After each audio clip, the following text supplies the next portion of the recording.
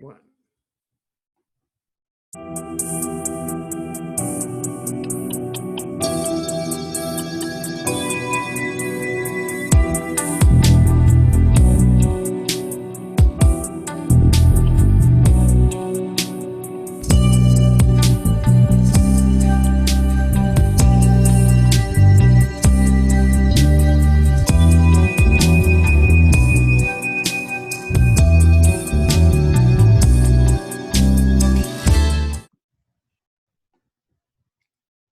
Welcome back, everyone, to another edition of News Evolution at TrueTube.co.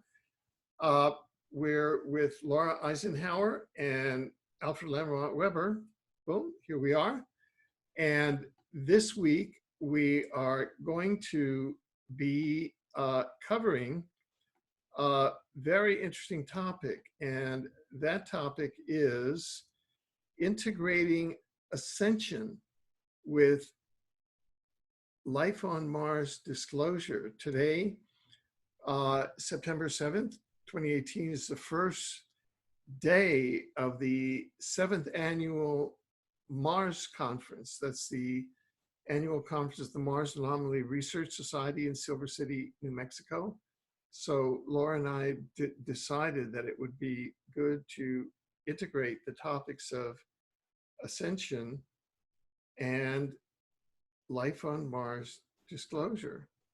So I'm really looking forward to this. I mean, who else but Laura Eisenhower to talk about those two topics? So should I put you on share screen? Would that be good, or Laura? Oh, sorry, I can't hear you. Should I? Sure, yep. Yep, okay, great. I'm gonna just put you on share screen here. Share screen. Oh. Yeah, oh, actually you have the, you should be doing this because you'll be showing us whatever it is you're gonna show us, so.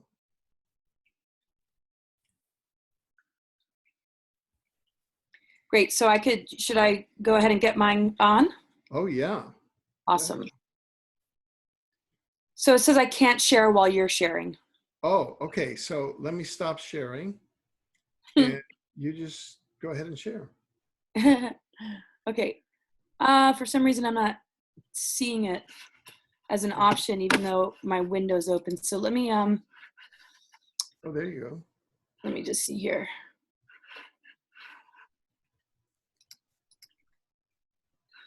There we go. Well, I'm really grateful to be here. Thank you so much, Alfred. I'm excited about this topic because the two just, I mean, there's so much history. And then what we see currently going on the world stage, of course, with things like secret space programs getting disclosed. You know, I shared my story about being recruited and, you know, all the whistleblowers and just, you know, the fact that we're connected to all these planetary bodies. They're a part of our chakras. They're a part of, you know, our whole makeup. So this presentation, you know, it's drawing from certain sources and then my own information. Most of them are quoted, but some of them, you know, are sort of worked in, just kind of in my own words, and a lot of it is just my own stuff too. But I just wanted to mention who they are. So I have Lisa Renee from energeticsynthesis.com, Anna Hayes, Keylontic Science, Alex Collier, who's an Andromedan contactee, and Og Tellis, who's an operative whistleblower, and Lori from Starseeds United. So some of this is connecting some dots between all these folks. And, you know, kind of through my understanding and my experience and my intuitive feelings of it all. So kind of like tracing back a little bit before we came into this particular planetary experience on this Earth as we know it, there was a higher race of beings that were seeded in order to be able to win the galactic wars, because everything almost got destroyed in the galactic wars, almost wiped out everything. And then, you know, during that time we were dealing with the fallen angelics, the seraphim, the Elohim, and just this whole sort of division of service to self, service to others. And so in response to that, the Orphan of Gaia and Tara were seeded. And they're a seeded race from which the 12-strand DNA angelic human race emerged, and from there the earthly angelic. And the thing is, like, we all have this, but when you're really strong in your consciousness in terms of this, and you sort of develop a mission out of it, it'll carry with you from lifetime to lifetime. They're called the Diamond Sun DNA. We all have, that kind of DNA, and it's a full rainbow crystal matrix being. They were able to maintain their position as councils and security teams with the ability to continue on missions, even though Tiamat exploded when we were in this 5D Tara. It was actually dimensions 4, 5, and 6. And when Tara and Tiamat exploded, that's when we sank down into this lower density. But this group, which has become a huge part of what we're all made of, many have maintained their missions and awareness. And so they're considered to be the keepers of the Ascension codes. They're the Stargate keepers, and they're the planetary security team responsible for orchestrating the necessary grid mechanics during this Ascension cycle. One of the biggest things that we're up against as far as opposition is how the Earth grids have been impacted and how that impacts our DNA. And so it's very hard to be able to be in that full embodiment with, the things that happen when we collapsed into this lower density due to the fact that Tiamat exploded, which changed everything and brought more planets into the picture, including Maldek. And then we began to experience root races and a different kind of level of Atlantis and Lemuria, which were different in Tara, which had the same sort of thing going on. So root races are a little bit different. The first two are Hyperborea and Polaris, and then we go into Lemuria and Atlantis and on and on. So the Orphan oversee the other smaller ascended master collectives in and beyond time. On Earth, you don't get higher coded beings, but the O's, that is the Orphan, don't have an ego. Once they awaken, though, they know they're here in pure service to the One, and they do their job. There are about 500,000 here now, just beginning to awaken. And I got this, just kind of like bouncing around, and some very important information that this person kind of pulled together from some of the sources that I've been in touch with.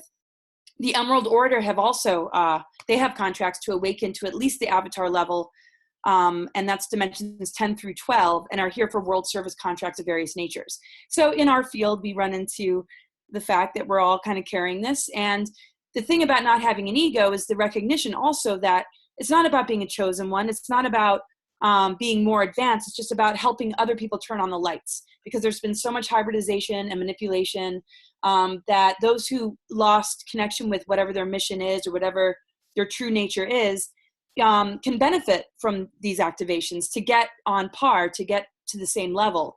And that's the unified field. I mean, there's no hierarchy in all this. And you can't really have an ego when it comes to it, especially, when you're put through all sorts of trials and tribulations to be able to even do your mission and work. But, the thing is, when you're awakened to it, then it has a ripple effect. And that to me is what Ascension is that when these codes get switched on, we begin to upgrade our DNA. And of course, it's very difficult. So some of the stuff that Alfred and others have been talking about are some of the different things that have,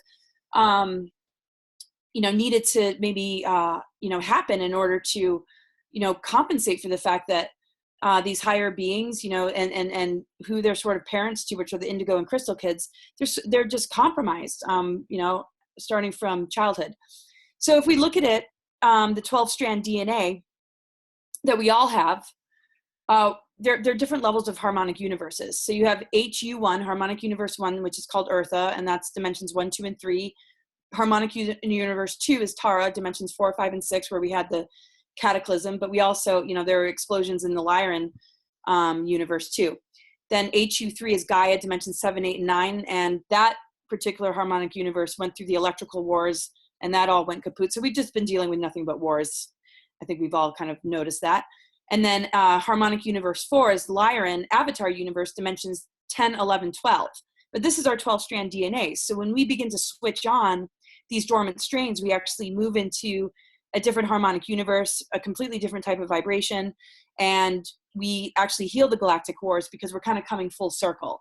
And our ability to go through these different initiations to switch these things back on is resolving the way that we have to contend with the gatekeepers, the agendas, and all the different things that are trying to block the stargates on Earth, which in turn is a block within ourselves on a chakra level and on a DNA level.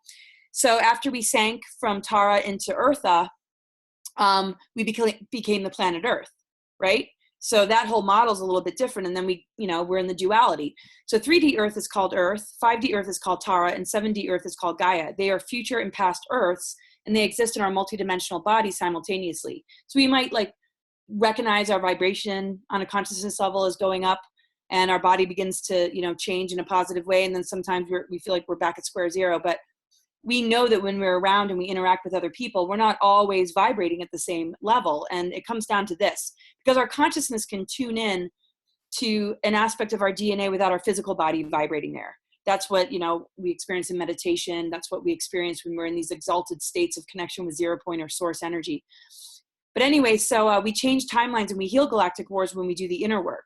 All these dimensions are existing simultaneously. And so when we address these ancient wounds, we are actually healing ourselves and creation. The mother energy, though, morphed into the physical planet. So when we call it 3D Earth, it's actually not 3D Earth.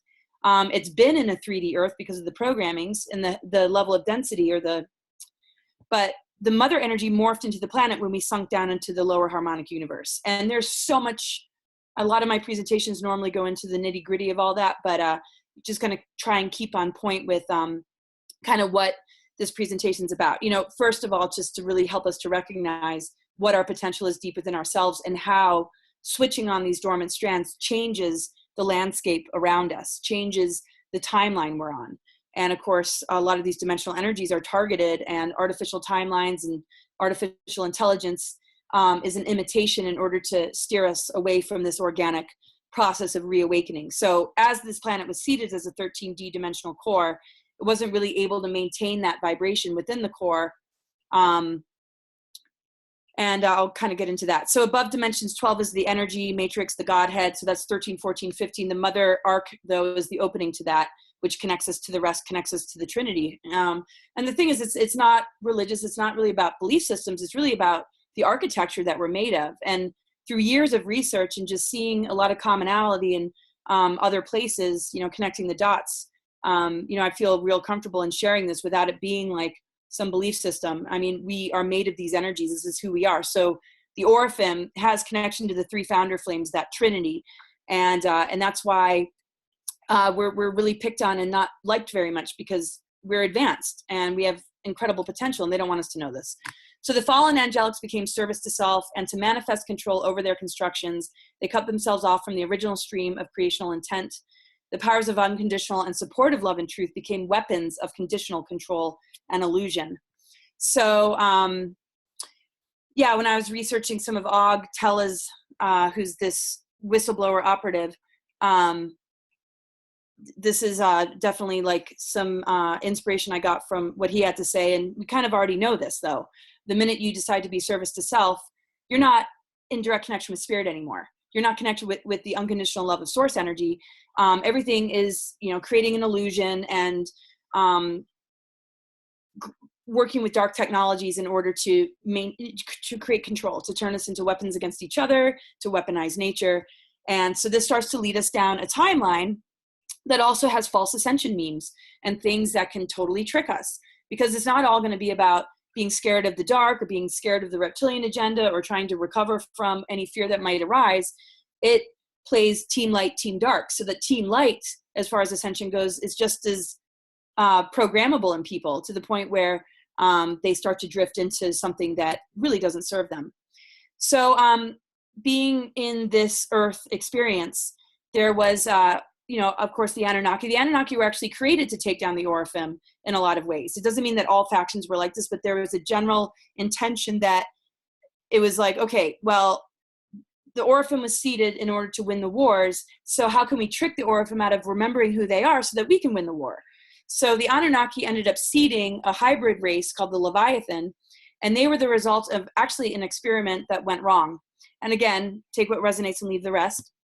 The experiment was that the guardian races allowed the fallen angelic collectives to go through what's called bioregenesis. This means regeneration of their DNA template so that they could evolve to get their Christos potential back. And they entered a Christos covenant, which was a Christos co-evolution agreement. So the Leviathan were the result of Maldek exploding, and a lot of that dark energy on Maldek, came from Tiamat exploding. And so the guardian races wanted to make sure that those that were really trapped or suffering or starting to turn real dark and further away from source had the opportunity to regenerate their DNA and heal.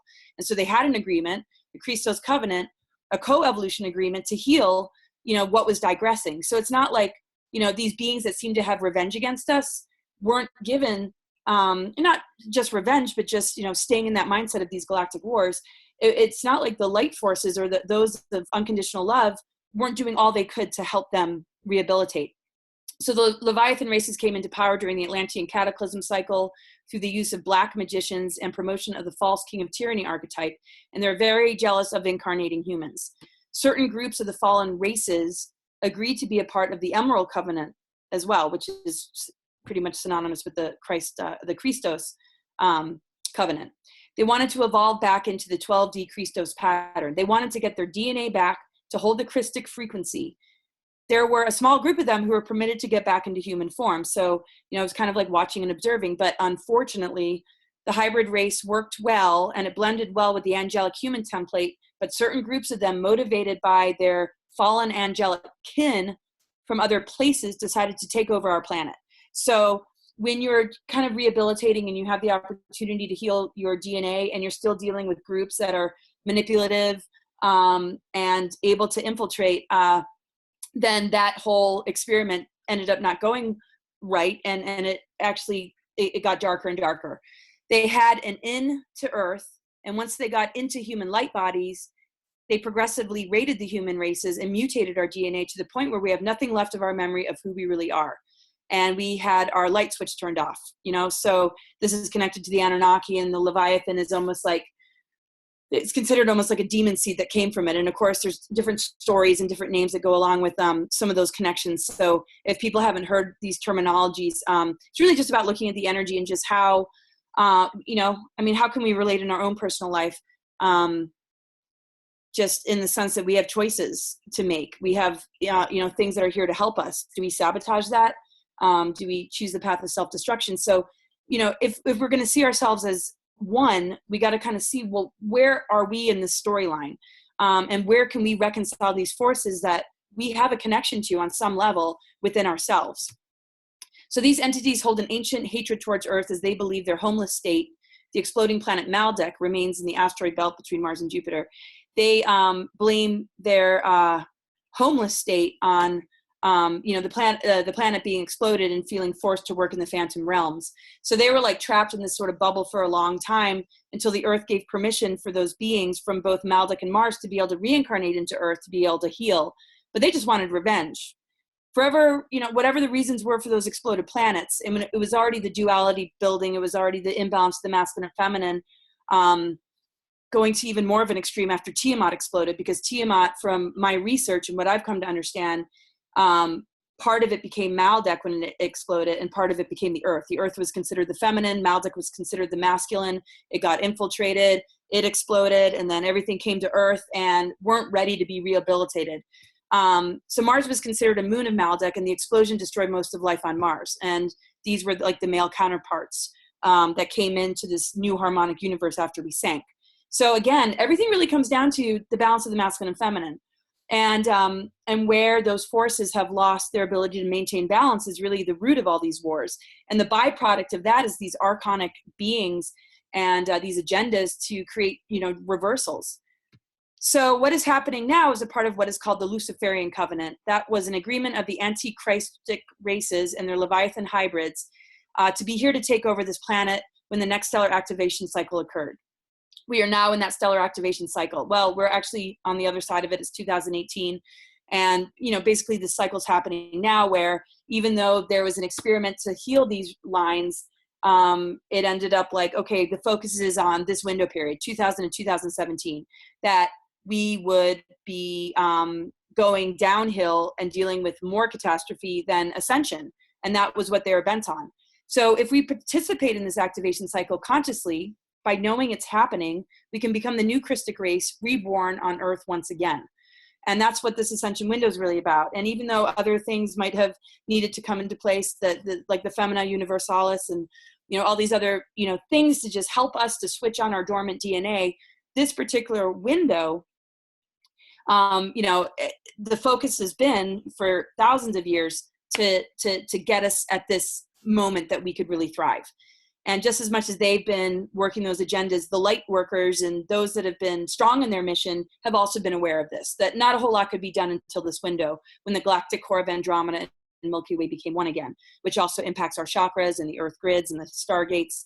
And they're, of course, trying to shut it all down. The thing is, they don't have that much of a grip like they used to. But the programmings, the propaganda, the memes, the artificial intelligence, us being traumatized to the point of not being able to be grounded and anchored in our truth is our greatest danger right now.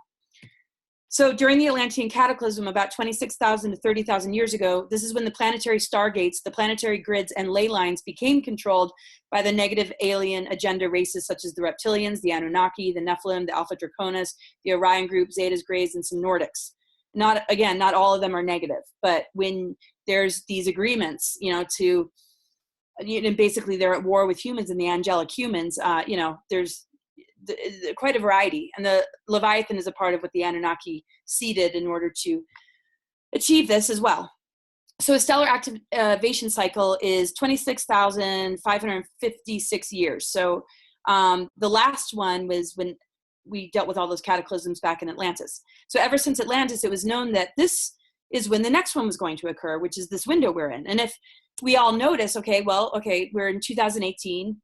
The window of 2000 to 2017 has really been about busting the crimes against humanity, disclosure, recognizing, ET government treaties, recognizing what we're made of, remembering who the goddess is as a planetary consciousness, and remembering Christ consciousness. So it's all happening all at once.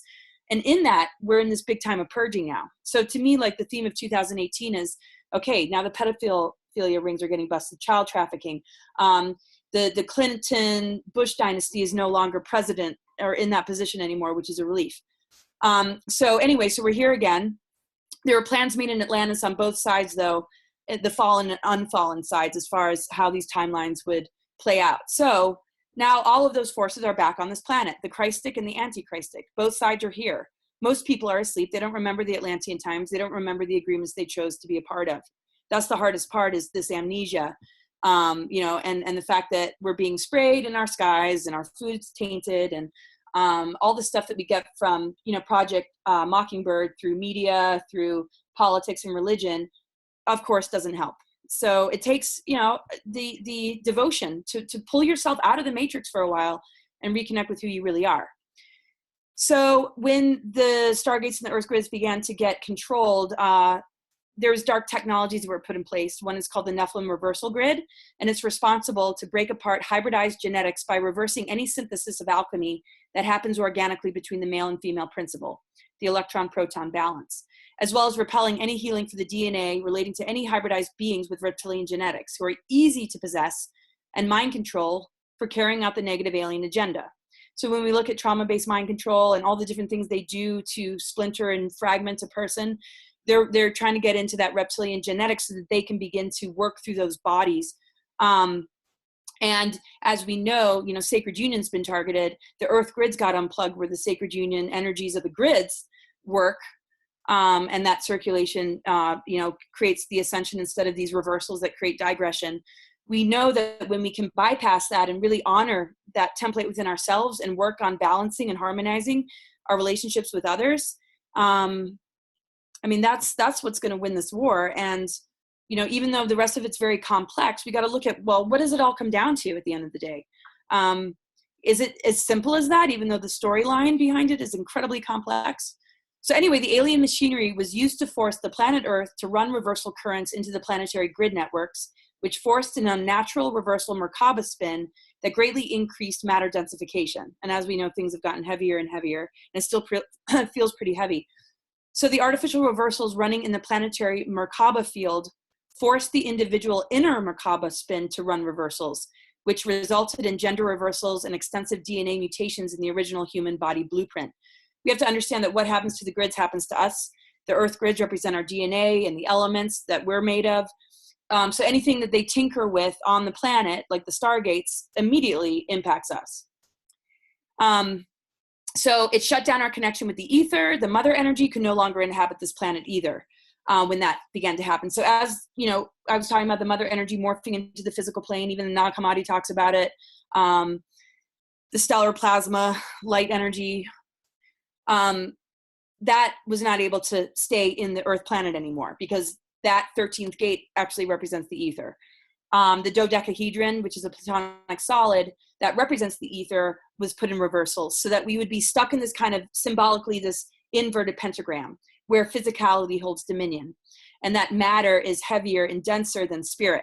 And that's what that whole inversion and that whole kind of ritualistic type thinking is all about, wanting to keep us trapped. When that turns upright again, which is what the Venus transits have been doing, that energy flow is back, and that's what this window is all about. This ascension cycle marks the return, which is revealed by the 13th sign of Fiacus, that the sun began to move through in 2010. And actually, it's the only zodiac sign that's ruled by the ether. Every other sign is ruled by earth, air, fire, water. And it's actually connected not to a planet, but with an asteroid, which is the asteroid Chiron, which is the wounded healer, which means for us to really be able to get in touch with the ether, we need to face our wounds. And we need to understand that the 13th sign represents the 13th gate activating and the mother energy coming back into the planet. And it was actually in 2010 that the Ascension hosting, the timeline of organic ascension, the host went from the Melchizedeks and the fallen Melchizedeks, which became patriarchal, back to the goddess frequency, which is the planetary consciousness, the mother energy connected to Andromeda, and these groups from Andromeda that are opening us up to the 7 higher heavens. And that's because the galactic cores have reconnected and the mother energy is able to return. And the ether is back. And the Venus transits have drawn the pentagram in the sky and these sacred geometries that have showed that on a cosmic level, all of this has been happening. So because of these dark technologies, though, it effectively damaged the process of spiritual ascension, gender unification, and the potential for 12-strand DNA activation. Which is what all our potential is. So that's, you know, what we've been dealing with as far as the targets go. So they basically, when it comes down to it, there's 3 different groups. The Black Sun Agenda, nothing to do with racial color, of ancient human Illuminati races. The Belial Sun Agenda for our ancient evolutionary hijackers. They're more connected to Luciferian Anunnaki factions, but they ended up collaborating or joining forces. And then we got the Diamond Sun Agenda of those upholding the pro-human Emerald and Palladorian covenants, the Christos covenants. So even though these other groups had the ability to join in with that, of course, there's still many. And like I said before, from what that person has researched, 500,000 waking up on the planet right now. And because since 2010 and the sun moving into a Fiacus, we can figure that the children being born right now that are being born with that influence kind of more locked in are representing some really high vibrations. The thing is, if we weren't born after 2010, we don't have to change our astro charts. But because it's a part of the transits that are happening, we all get activated. And just being close to the earth and close to nature is going to activate us too. So if we kind of look at the timeline, Orion Group's intervention 40 years ago, not 40 years ago, it must be like 40,000 years ago or something like that. Orion Groups recruit more reptilian races to join with negative alien agenda to prepare for the final conflict war over timelines in 2012-2017 to share the spoils of war. So that's when these 2 groups joined forces more. And then there was an agreement between the Galactic Federation that kind of like worked in with the Palladian and Syrian agreements. This was sort of like a group that kind of branched off that had that connection, but they made agreements to support Ascension Timeline as a front to gain total control over the intended hijack of the New Age spiritual movement. The New Age channeling increases in that. So basically the Galactic Federation makes agreements to support Ascension Timeline as a front to gain total control. So I don't like to say any one thing is negative, but if we look at the Galactic Federation and how that was kind of like something people were starting to gravitate towards, and then some people were saying, wait a second, there's something deceptive here. There was a lot of deception being implanted into the New Age communities. And that's where we get the New Age deception from. And a lot of the channeling increased. So at some stage along the way, the Ascension Timeline that looked all light and love was actually manipulated. And we know that it's not all light and love. We have to be able to handle the negative and do something with it and call it out and evict it from our planet. Doesn't mean that we have to go into fear and pain, but I mean, obviously it's not all love and light here on Earth. So, and avoiding it doesn't help, because there's children and adults. I mean, there's a world that needs us. So then along came the seeds of Antichrist Sophia, Azazel, and the Black Lilith. It produced anti-hero gamic spawn in Peru Stargate to destroy genetic equal and twin flame sacred unions during the Ascension, and put AI reversals and clones in its place. So this is the targeting of the twin flame sacred union relationships coming together. This is known as the alien love bite, which, oh my gosh, Eve Lorgan wrote a book about. So this is sort of a timeline that I found on the Ascension Glossary, just to kind of like frame these different stages of development. So, okay, so the seeds of the Antichrist, targeting of sacred union, before I mentioned, the New Age deceptions, and then, the two main controller groups joining forces. So now it's like, okay, big time war against starseeds, indigos, and angelic human population.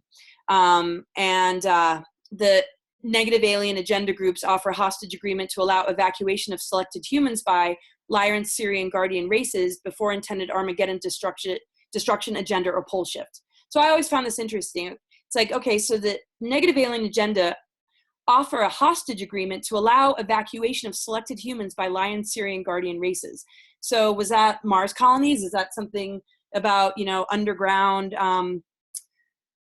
cities or underground bases? I mean, I was involved in a Mars recruitment. Did it have anything to do with this agreement to allow a certain selected few to be taken off planet? Well, with all the treaties that they've broken, even if they did make that agreement, are they really going to honor it? I mean, they haven't honored anything. So around the time that I was being recruited to go to Mars, even if it did seem like a positive agenda, and it was presented to me as being a positive agenda, I just didn't trust it. And there's no way with the mission that I was prepared for as a child that I was going to leave this Earth and not assist in this window period. So that's just my little story there. But then we have the 9/11 timeline trigger event, New World Order agenda for AI false timeline propagation. And I'm not saying the years because it doesn't have the comment, but I assume it's, we're talking thousands of years ago. The negative alien agenda draws line in the sand via the 9/11-2001 event to take control over Earth timelines and attempt to circumvent ascension by dimensional blending. The negative alien agenda carries out the AI transhumanistic agenda. Starseed Christos mission upgrades, though, to repair the ascension timelines. There's something actually called Ascension Plan B, because basically everything did get hijacked.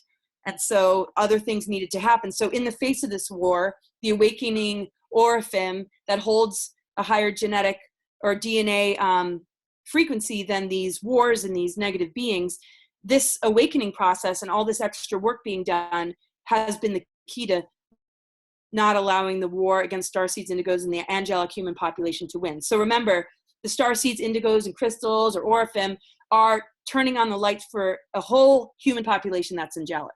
So again, these terminologies aren't meant to create separation like, oh, they're special and the rest of the humans are just sheeple. No, all humans have this potential, even if they're asleep.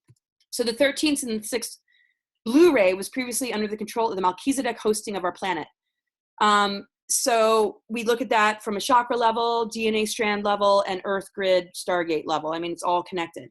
And so this was all being controlled. So the 13th represents the mother. The 6th Blu-ray represents the first stage of moving into hierogamic union called building of the wings, where the 6 and 7 is a masculine and feminine energy that needs to come into balance. That was, targeted with this sort of patriarchy. And, we only tend to look at the 7 chakras, not recognizing how much more is beyond that. Since the Sumerian Egypt invasion, the Mother Ark Aqua Blu-ray was not in the Earth core. Hence, the Earth had lost her female Christophonic body principle. And again, because of these dark technologies, because of all these reversals and all these wars, the electrical wars and everything that was just making this planet just so dark. It's like when we're traumatized, we leave our bodies as humans very often. So the mother energy just could not be here until now. Now she's returned. The Melchizedeks are the genetic hosting race of the Earth's ascension cycle for the last 35,000 years. And as of 2009, 2012, which 2010 is when the sun started moving into the 13th sign, our planet went beyond the Melchizedek universe field to prepare for the return of the 13th gate pillar of Mother Ark and the crystal star hosting, the return of the goddess, the override frequency. This is awakening in men and women, but it's a planetary consciousness. It's cosmic. The Mother Ark is the Aurora ether, the 0 point. And that's from Ascension Glossary, Lisa Renee. And that just makes sense, because if the sun moved into Ophiuchus in 2010 and it's the 13th sign, you know, I mean, it doesn't surprise anyone that they would use the 13 families, that they would choose the number 13 for the 13 Illuminati families. But anyway, so this is the window. So when we look at Ascension, we're looking at 2000 to 2017. 2012 is always a prophesized date. The Mayans understood it in connection with the Venus transits, which relates to the path of the mother, the heart, the reconnection of the mother-daughter. And that happens within men too. So, you know, there's nothing about, you know, being feminist. It's just the rebalancing act that we've been going through. So the blue ray consciousness, are also known as the Orphim, are the cosmic parents of the indigo races, and are accessible and able to support the incarnated indigo races now. These unity field blue ray races have been recently introduced via 13th gate circuits of Mother Arc, which is the aqua ray. The blue ray is of the first order of emanation, the Mother Arc. The highest order of the blue ray family emanate from the 13th circuitry gate.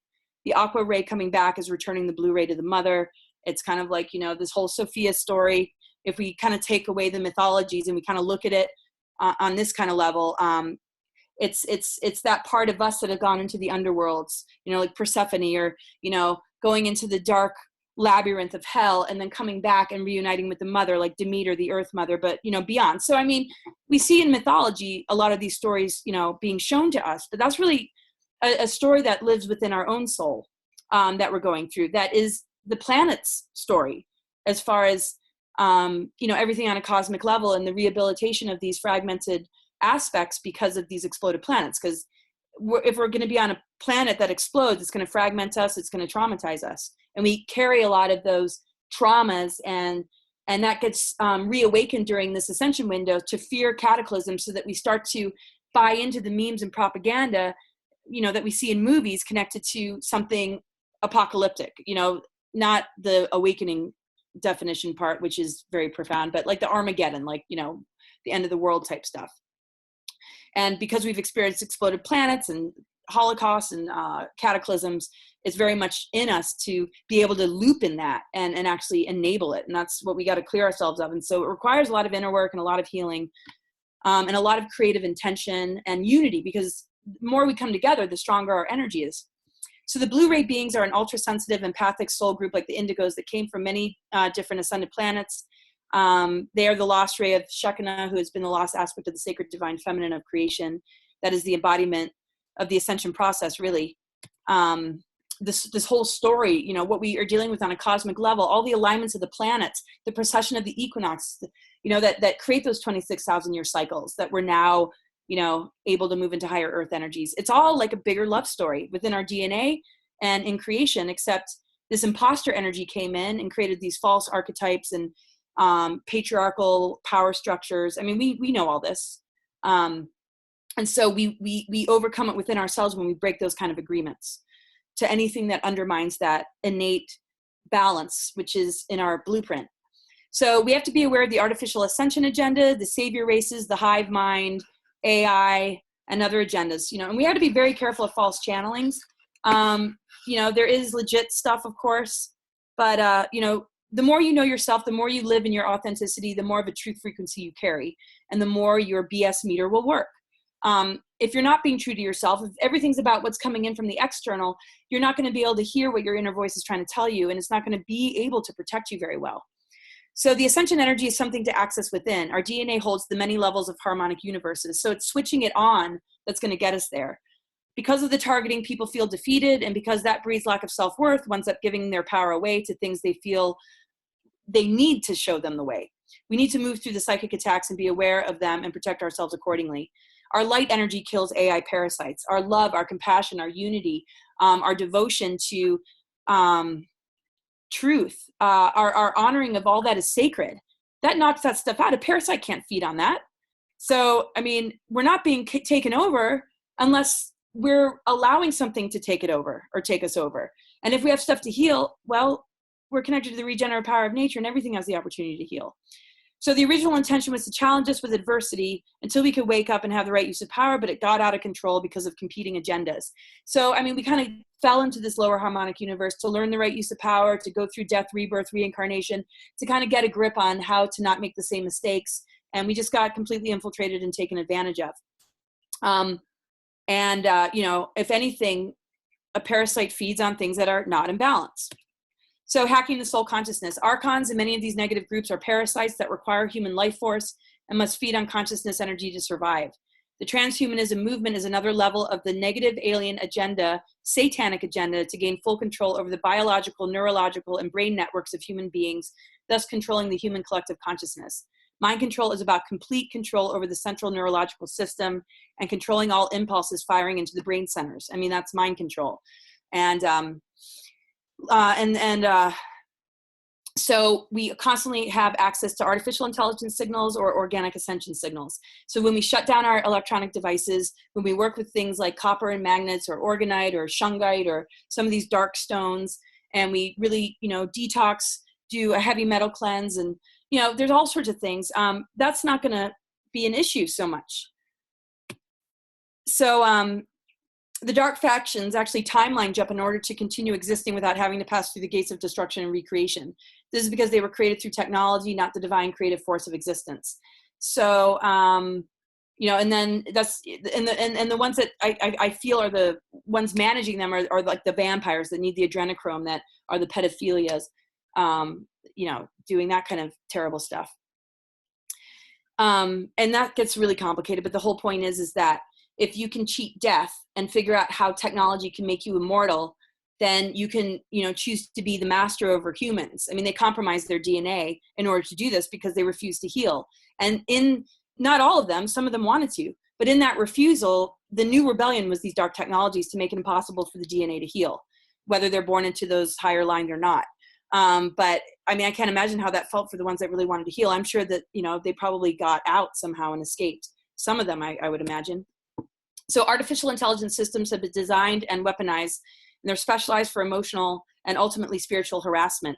In that sense, the emotional and spiritual energy must be lowered to the level that a machine can entrain, follow, mimic, match, record, modify, and replicate that energetic blueprint.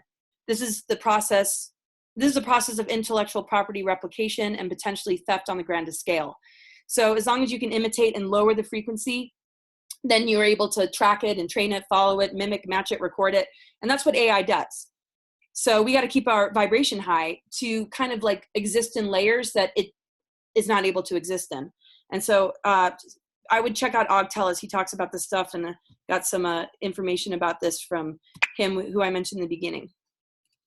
So for example, Project MK Delta, parentheses, deep sleep, 1960, CIA, description, fine-tune electromagnetic subliminal programming, targeting, long range, frequency range, VHF, HF, UHF, modulated at ELF, transmission and reception through, I can't move my window and see what that word is, through television, radio antenna, power lines, mattress spring coils, modulation of 60 hertz wiring. The purpose is programming behavior and attitudes in general population, effects, fatigue, mood swings, behavior dysfunction, and criminality. So this is one example of a mind control program called MK Delta. Then we got things like Phoenix 2, Montauk, 1983, USAF, NSA, description, electronic multi-directional targeting of select population groups, targeting, medium range, frequency range, radar, microwaves, EHF, UHF, modulated with gigawatt through terawatt power, purpose, loading of Earth grids, planetary somnambulescence to stave off geologic activity, specific point earthquake creation, population programming for sensitized individuals, pseudonym Rainbow Zap. Project Trident, 1989, ONR, NSA, description, electronic directed targeting of individuals or populations, targeting large population groups assembled, frequency range, VHF, HF, UHF, modulated at ELF, local transmission and reception, purpose, crowd dispersion, display, black helicopters flying in triad formation. So, I mean, these are like patented mind control operations and weapons and technologies. So we got vampires with advanced technology to the point where they can create genetic races. I mean, they can, not genetic race, genetically engineered races in the underground bases that actually time traveled to ancient rulers to teach them how to use mind control technology. So we got time travel going, right? So the wickedness in high places is literally the ancient rulers who met with time travelers from this age, who taught them how to mind control the masses and manipulate people through psychological and etheric means, all technological yet passed off as magic through ritual and symbolism. So this is literally a part of genetically engineered race from the underground bases. Sent back to conquer and take over the ancient world so that those bloodlines would be on top today. You know, so how can we keep those guys right on top? Well, with time travel and with utilizing this technology, they create these time loops and these ways to advance the ones that they want to be the new world order, the ruling elite, because it just doesn't happen overnight, right? So we've been dealing with all this kind of stuff, and that's from Og Tellus. I mean, like I said, it's up for everybody's discernment, but once you check this person out and see his information, his background and his story, I mean, I'm just coming more and more in touch with it recently. But, you know, from what I've, you know, kind of determining, entities are the ones that need the loosh, where anything with a digressing physical form would seek things like adrenochrome. So when we're talking about archons and entities, you know, these astral entities and these technologies, they feed on fear, they fear on these lower frequencies, but yet the ones in human form that are working with them, because their physical bodies are digressing, they need the adrenaline, they need things from the glands, the adrenal glands, the pineal glands, and they're using children and child trafficking and doing these dark rituals to get that from them. But ultimately, it starts with the technology of mind control, to trauma-based mind control these individuals enough to even be able to go through and do this. So the way to dismantle and deactivate artificial intelligence and nanotechnology or alien implants is develop your heart center and spiritual human qualities, such increasing deep emotional feelings of loving, kindness, compassion, and empathy are going to be what does it. So, you know, all you who watch YouTube that decide to write really obnoxious comments that are, you know, derogatory and like cruel, I mean, just that alone, I mean, look at what kind of energy you're running, especially for people that are working real hard on behalf of humanity. And just a little bit of a warning. I mean, we all need to support each other here just as much as you're being supported. It's a unified thing. So it's great to have constructive criticism. None of us have to all think alike, but I mean, we're constantly generating energy into the environment. And if we're not putting out love, kindness, compassion, empathy, forgiveness, you know, then we're part of the problem and we're creating a lot of energetic pollution. And each one of us has a purpose to come into balance and step into that frequency. So I hope, you know, people really take it seriously, because what else is ascension? You know, we're fed a lot of stuff that makes it a separate thing or something that'll be granted to us or something, you know, that's going to save us. It's coming from within ourselves. So these controller groups wish to fully separate the entire human race from their true home reality of pure awareness and create an autonomous, soulless hybrid organism that can be used to host the spirits of the fallen throughout various ages where they desire to reign as immortals. So when we're talking about disincarnate entities, the ones that did not want to heal or just, you know, like things stemming from the Nephilim wars and all these different wars, they're trying to find a body for them. And if they can modify us and get our soul energy out of the vessel and put that in instead, I mean, what does that mean for us? So this is what the agenda is. There are other ways to help these beings. I mean, there's a lot of trapped souls that light workers work with to clear out of, you know, stuck pockets. So to continue this war without, you know, coming together to figure out how we can really help these beings, you know, first of all, they have to be in agreement to wanting to be healed, and we have to be in agreement to having this be the override timeline versus the digression and the loss of the soul to the body, which I don't think any of us would want. So false channelings and false light.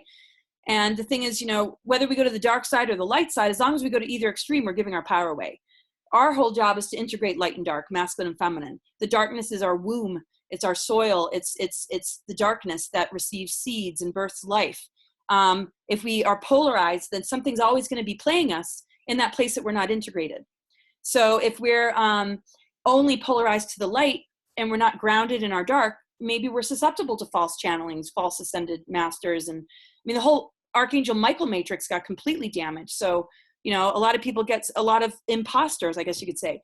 If we're polarized too much to the dark, then a person becomes really addicted. They become justified and they just get hooked in, and the tentacles, you know, grow. I mean, the implants, the whole idea of the implants and the nanotechnologies getting into our being is so that when we're dealing with dark energies, those things which have a biological component actually begin to take over our energy centers and our energy meridians. And then, and then the soul is like repelled, doesn't want to be in the body anymore because all these signals are coming in that aren't natural at all.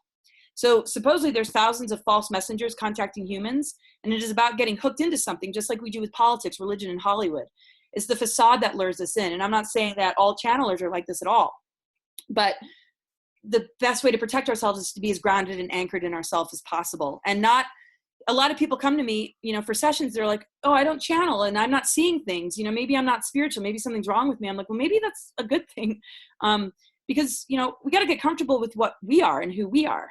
And yes, there's real contact experiences, of course. So I'm not trying to take that away, but anyway, celebrity cloning and psychological manipulation is real. They stem from Project MK Ultra, and this is a document that the CIA recently released detailing drugging and mind control of children. There's Project Monarch, which is ritual trauma-based mind control and abuse that is extended to the children of certain bloodline families and ultimately future celebrities. Then there's Operation Mockingbird, which is a long-term manipulation of the public mind through the media via celebrities, news, movies, music, and general entertainment. Though through this, the population could be swayed to accept certain ideals, like spiritually degrading and hypersexualizing children.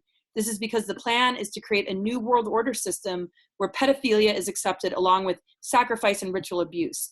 So, this stuff floats around all the time on social media. They're accepting like Satanism in schools. We see all these magazines with little girls and boys, all dressed up like adults, kind of sexualized. We see how they're trying to change the name of pedophilia to, attracted to minors or something. We see all of this, and just the genetic damage that affects people's relationship to their own self. Every case is different, and I'm not going to generalize, but we can see this almost taking over. But most people in their right mind are not going to go for it.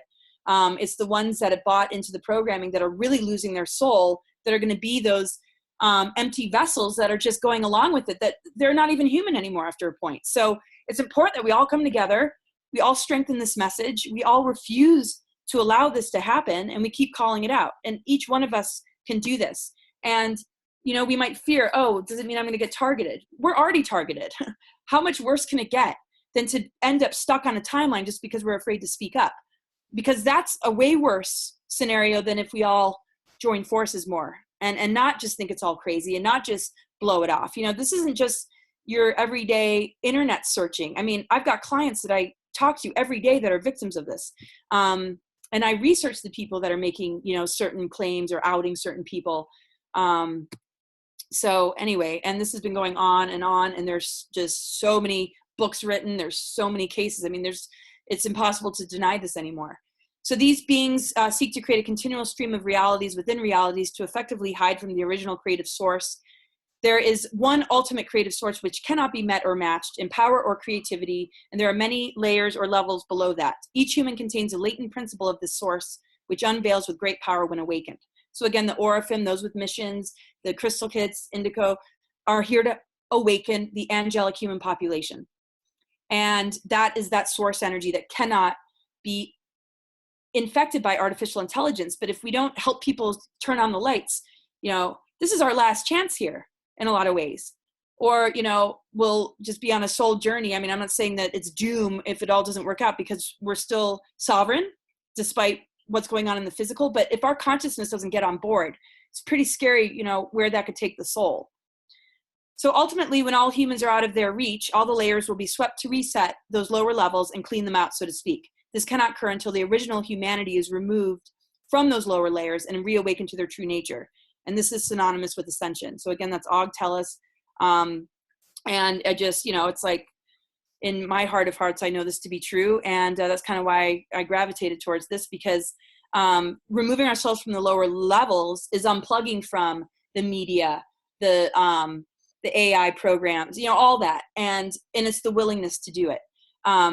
And to consciously divorce ourselves from the imposters and seek true, authentic love, which is what I always like to say, because it brings us back to the fairy tale. It's in the end all about true love, not compromising with these dark forces and compromising ourselves or giving our power away or choosing to be in denial or thinking it's just this is just a normal human experience. So the same laws apply to our body as to the planet. Imbalance needs to be resolved to protect ourselves. Forming healthy relationships and focusing on our own inner masculine and feminine is important so that we can say goodbye to the false archetypes. We have to increase the love vibration on the planet and take our power back. The greatest threat to any service to self-being is our unification, our free minds, and our connection to our higher self. So let us start to embrace the choices that we have, the free will to make, to restore this earth to the paradise it's meant to be, and to restore our hearts to service to others, self-knowledge, balance, and ending all secrecy and supporting truth in the world.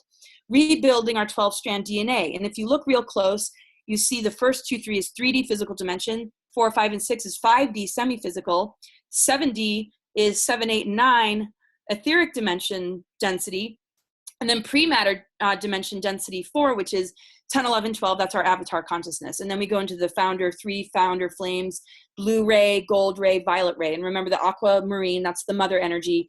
And that is the 0-point neutron window that connects us into the rest, which reconnects us with Andromeda and the 7 higher heavens that we've been separated from for a really, really long time. So as we clear false and inorganic architecture from suppressing and impairing our consciousness, we are extracting the alien enslavement programming, the alien implants, any mind control in order to embody our true inner Christ spirit and our return to 0 point. So people are merged through nanites in the air, food, and water, and the supercomputer sends out waves. So as we're trying to rebuild all of this, we're constantly bombarded. So we have to remember that we have the power to place ourselves ahead in the time matrix of all possible side realities, all distortions, outcomes, or Armageddon artificial timelines. But we have to understand that, in the air, in the food, and in the water, connected to supercomputers, these signals are being sent to us to sabotage our growth, right? I think we all feel like when we're really progressing, something comes along and it's almost like the carpet gets pulled from underneath us. You might be having a great time with your partner. All of a sudden, you just feel attacked. The thing is, the more quickly you can move through it, let it go, forgive, find good tools and modalities, have good sound healing music with a high, with the, tuned to 432 or 528 hertz. And I just found out that, it's not that I didn't know, I just didn't think about it. When if you have a cat and it sits on you and it purrs, it's actually 432 hertz. And that's the love frequency. So we get it from nature. And this is what's going to protect us because it's everywhere. All of us are exposed to it. It's in all of our systems. The difference is what are we aligning with in our consciousness? That's going to determine if we're connecting in with this artificial stuff or what's organic. And in every moment we have a choice. So this is a good link, Tony Pantalleresco, Protecting Yourself Against Frequencies in Nano. Just Google his name and just get a good look at that, Pantalleresco. And if you just put in like copper and magnets, I'm sure his name will come up. I think a lot of people are familiar with him. That will protect. And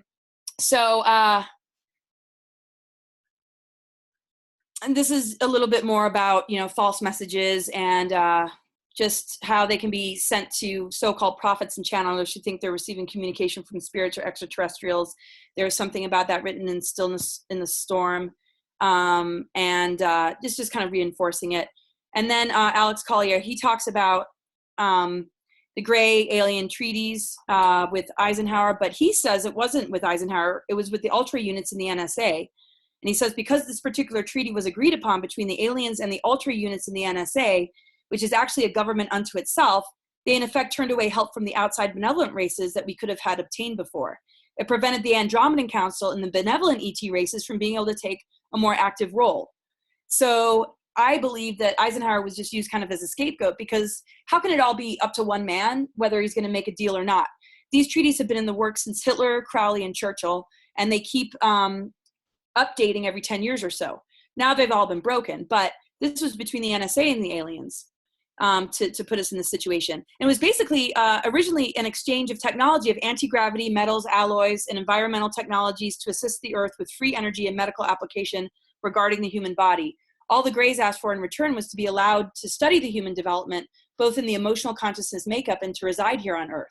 So that might have been the meeting that Eisenhower had, which was hearing like, okay, we're going to help this dying race, which we see in future timelines that the Orion Wars were healed through being able to assist, but there was something far more sinister with the NSA and these groups that had the intention of breaking the treaties, which is a lot different than maybe, you know, what these presidents have been up against. I mean, like Truman didn't even know that he was allowing Nazi scientists to come in with Project Paperclip. All those names got whitewashed. So, you know, well-intentioned leaders are not going to get the full picture.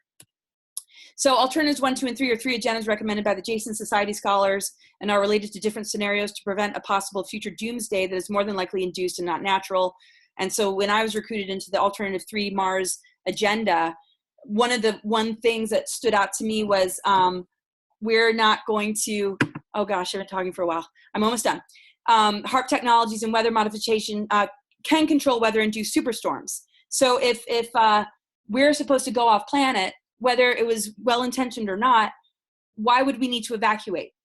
Well, I wanted to blow the whistle about the technologies that they're using to create a false artificial timeline, and that this was not necessarily going to be natural. Yes, there's also natural occurrences that could happen too, so it makes sense to maybe protect the human genome, but we know that the secret space programs got infiltrated, and we've been dealing with all that kind of stuff.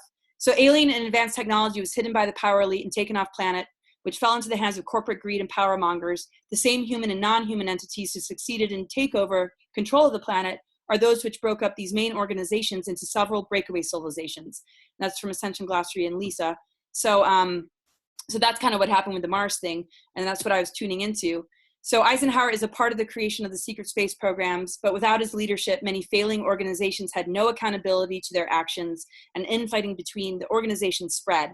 And of course, MJ-12 was the main group who had their hands on the alien technology that was already set in Truman's administration, and Eisenhower got briefed, and then everything got out of control. Area 51, he tried to invade, and I share a lot of this in my other talks, but anyway, this continued lack of transparency and continued deception going on between these world powers spread corruption, greed, mind control, and horrific crimes against humanity. That here we are in News Evolution bringing to you to along with a lot of others that are out there doing similar stuff, this is what is being required right now to bust these crimes against humanity and to remember who we truly are and what we're made of. Even on Zeta Talk website, it says those connected to Alternative 3 are service to self Zeta Grays. There are service to others, Zetas, but you know, at the same time, in helping to heal these races, some of them have returned to that original orientation that got split and compromised along the way. In 2006, they attempted to recruit me into a hidden operation regarding the Alternative 3 colonization of Mars scenario. It was pre-targeting before birth. They used looking glass technologies and I knew if I went, I would not be assisting in this organic ascension. I was aware of all this as a child. I've always connected into the Venus energy, so I found it interesting that I was contending with Mars, because as we know, Venus is associated with the feminine, Mars with the masculine. And as we bust the Mars agenda, we're actually clearing the negative ego of the planet. Of what we're holding inside ourselves, you know, secrecy, domination, control, aggression. So when Venus comes along and gives love and integrates with that, then the vibration of Mars can be the spiritual warrior. And the Mars agenda gets busted, and the way we're carrying our Mars energy is being spirit warriors, because we have the heart integration with ego, which begins to allow the rest of our DNA to upgrade. So new age deceptions, everything is love, surround yourself with happiness and nothing else, and turn your back to anything other than this, is really actually teaching us to ignore the negative agenda. And it basically kind of allows it to continue. And it's very hard to awaken someone that's caught up in sort of the love, light, and all that negativity is just fear and like it doesn't exist. You know, light workers and star seeds cannot ignore what is going on here. We did not come to ignore it. We came to stop it. And as spiritual warriors, it is our job to free the human race and evict those dark controller groups from the planet. And we cannot fail in this mission.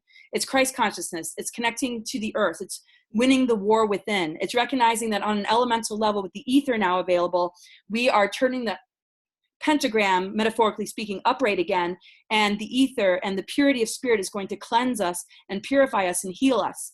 But right now we're in the major purging of it all. So even though it feels kind of dark and heavy, just know that we're moving in the direction of having it all improved. The fact that all of this is even coming out, these crimes against humanity, is amazing. So anyway, thank you so much. I know that was long, but I really appreciate everybody listening, and I hope it was helpful information.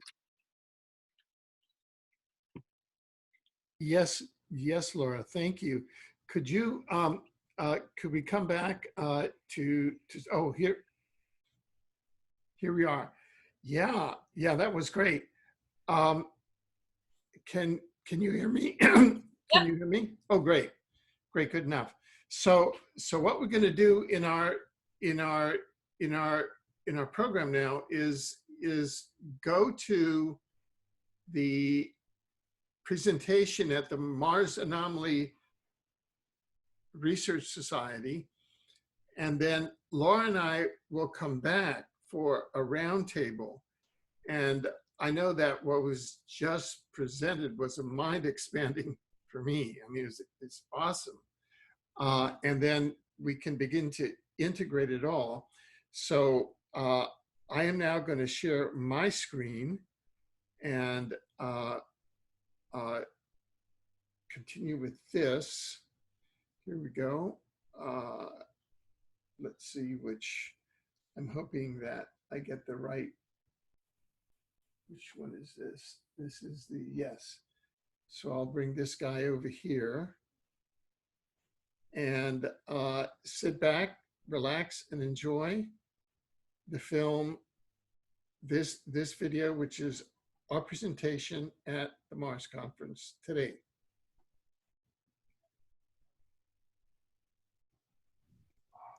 Welcome back. I'm Alfred Lambremont Webre, and I'm with Kevin Trimmel, who is a secret space program abductee who has memories and has served on Mars, and who is here today to discuss both his service, to share that with us, and also to discuss the upcoming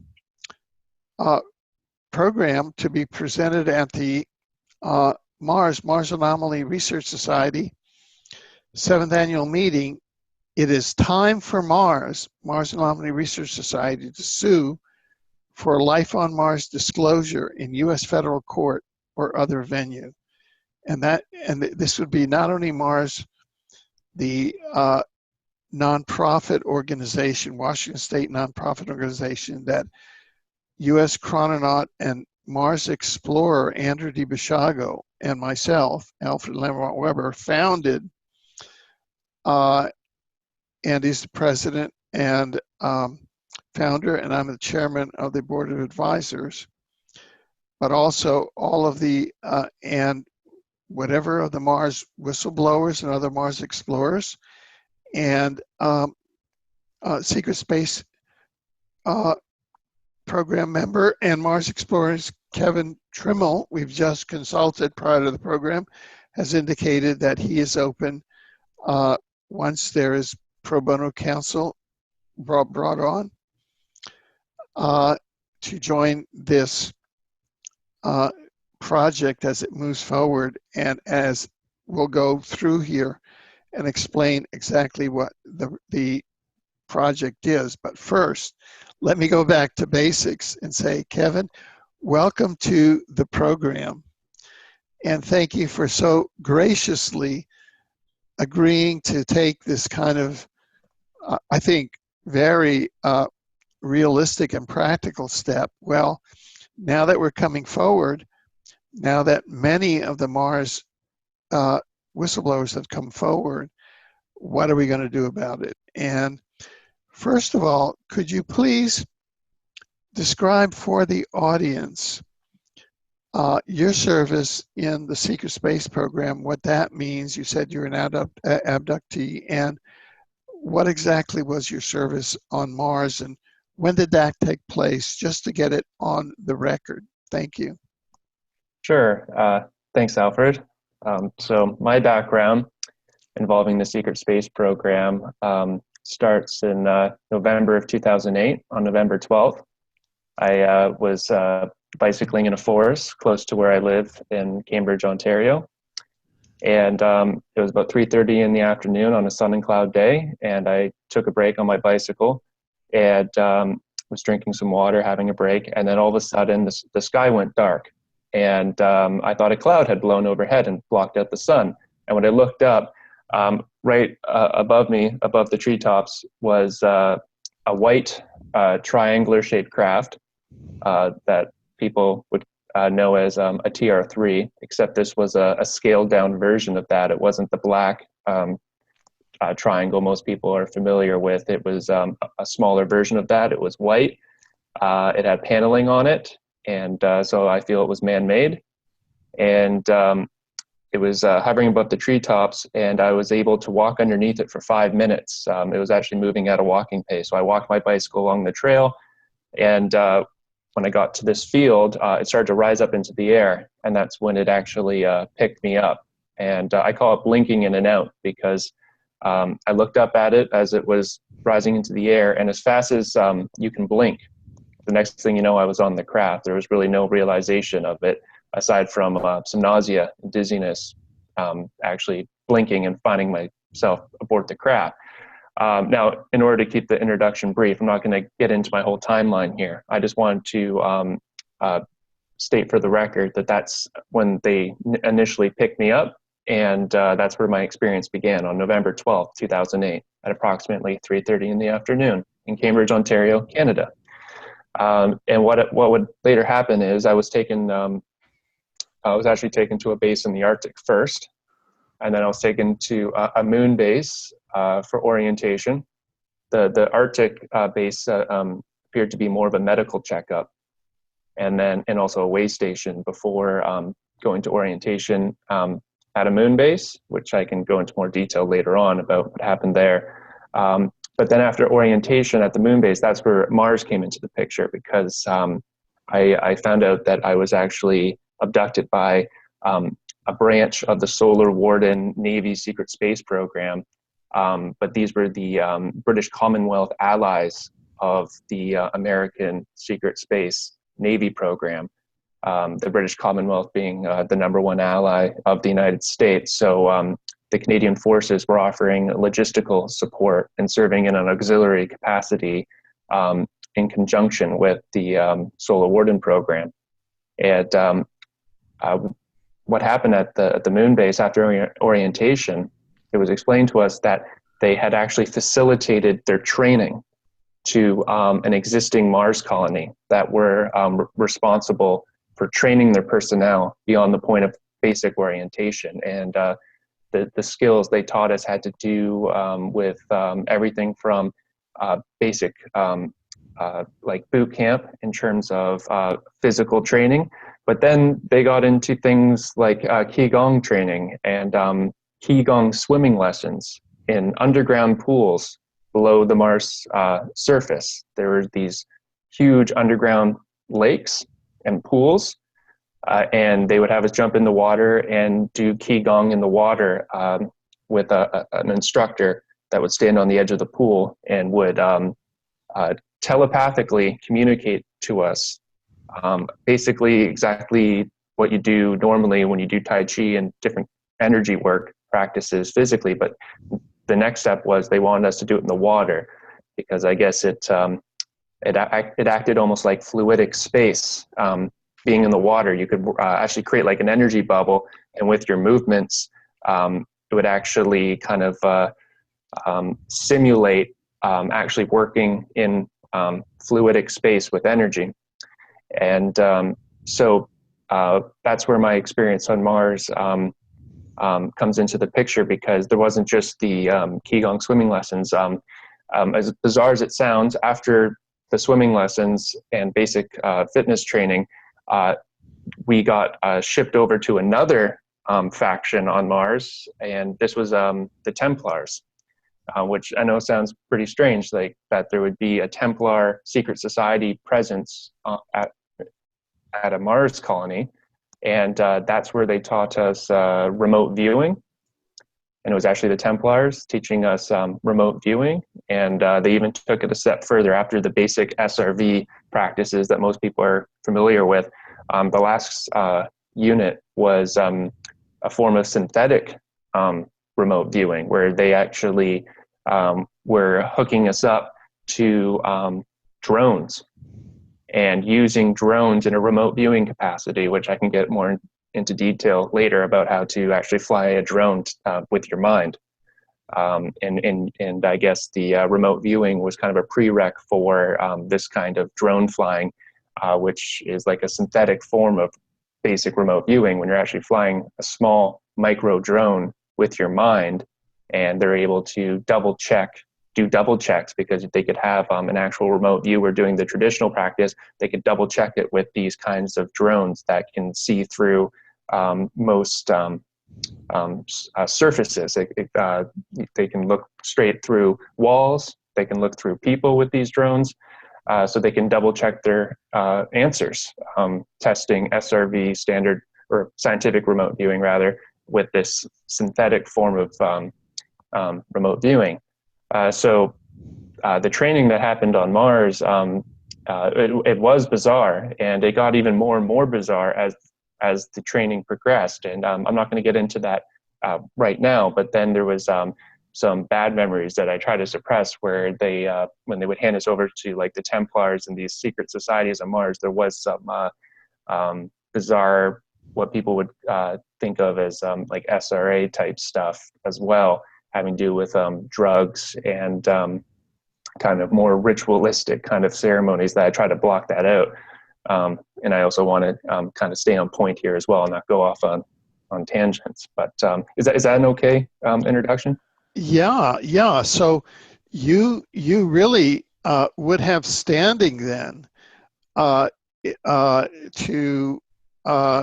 go forward in any action, because you are and have been part of as you said, a U.S.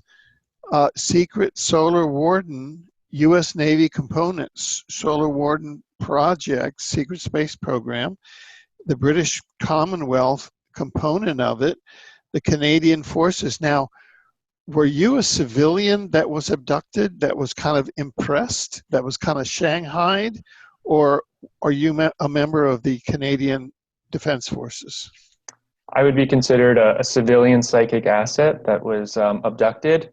Although when I did some research into my family background, I do come from a World War II Navy family. My great uncle Bill served in World War II as a communications officer, and he made it to the rank of lieutenant. And for his service, he became a third-degree Freemason after the war. I have his war medals and his rings and pictures of him meeting with the Admiralty. And he also served in Korea as well on a destroyer. So he was part of the bridge crew as a lieutenant. So I do come from a World War II Navy family. I thought that was interesting, because that's the faction that ended up abducting me, being his great nephew. Right, but from a legal standpoint, if I look at it as a judge, I'm a judge on the Kuala Lumpur War Crimes Tribunal, formerly, and a former adjunct professor at the University of Texas on the Bill of Rights, and I would see it, and as well as an international lawyer, I would see that. I mean, back in the old days, they would say that you were shanghaied onto a ship. You were impressed. You know, they used to go to the bars and they grab able-bodied seamen and impress them. So in this case, they used extraterrestrial technology and beamed you up to the ship, Scotty. Is that basically what they did? Their argument was, and this is actually a good thing to run by you with your legal background, their argument was, according to Masonic law, I was the next in line, being the next male heir, because I do have an older cousin who's female. And after my Uncle Bill passed away, I inherited his Mason rings. Now, I'm not a Mason myself. I consider myself just a caretaker and a steward of his Masonic rings. So their argument was, in like this Masonic medieval tradition, that I was the next in line as the next male heir to my Uncle Bill, so that it was so there's like a soul contract involving Masonic law from their perspective, and that was their argument, that it was my responsibility to carry on the tradition. Right, but you did not have what's necessary in the law, which is informed consent.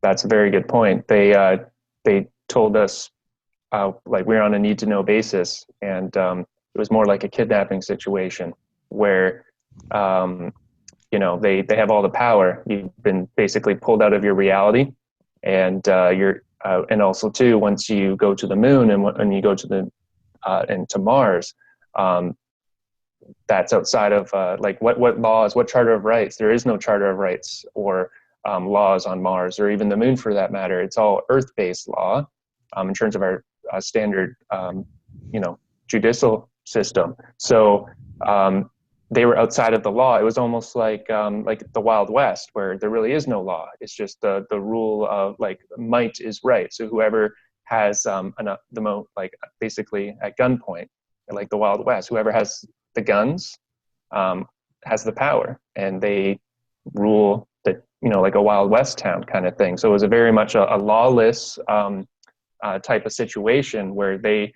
had all the power because they had the military personnel and security personnel that were holding you at gunpoint, and they used drugs and they beam frequencies at you. There's a mind control aspect where they slowly make you into a mind controlled slave, and as they program you to be a part of the program, all the pre-programming, you end up becoming very complacent, and you kind of it's almost like what they did in the concentration camps with mass fluoride poisoning, where you lose the incentive to want to escape. It seems impossible, especially if you find yourself locked in a facility on the moon or underground on Mars, and there's really no hope of escape, and they have all the power. So yeah, you lose the incentive to escape. And just to add, then there's another component is because I was put into a communications program as an ET interface. That was the point of the training. I eventually had to interface with various types of ETs, and something really strange that I didn't expect at first was, they try to prep you as much as possible, but your physical body, in terms of the intelligence of the body, once you are face to face with an ET for the first time physically, there's this visceral response because your body knows that this organism did not evolve in your ecosystem. So the body freaks out, and it is a fight or flight response. And so when I got my first take of an ET, I turned away from it and started freaking out. And what's interesting is then the Stockholm syndrome kind of comes into play, because even though you're being held against your will at gunpoint and they're drugging you, they're still your human brothers and sisters and a human family. And once you start interacting with ETs, then you actually get the Stockholm syndrome, where you're actually grateful to have human spotters around you instead of actually being alone with these beings, because the beings that our governments are in contact with are not benevolent beings whatsoever. They're extremely nasty. Could you state? I just want to mark for the record that I want to go back later to the 1967 Outer Space Treaty and the Moon Treaty, both of which apply to law, the presence of law on Mars, and the presence of law on the Moon, and the presence of law in the solar system. So that what you were told is absolutely false. What you were told by the U.S. Navy is false. And I was asked by Oxford University Press, which is a division of Oxford University, to write a book on extraterrestrials and the law. And so my book, The Omniverse, grew out of this request. And so these matters have been considered.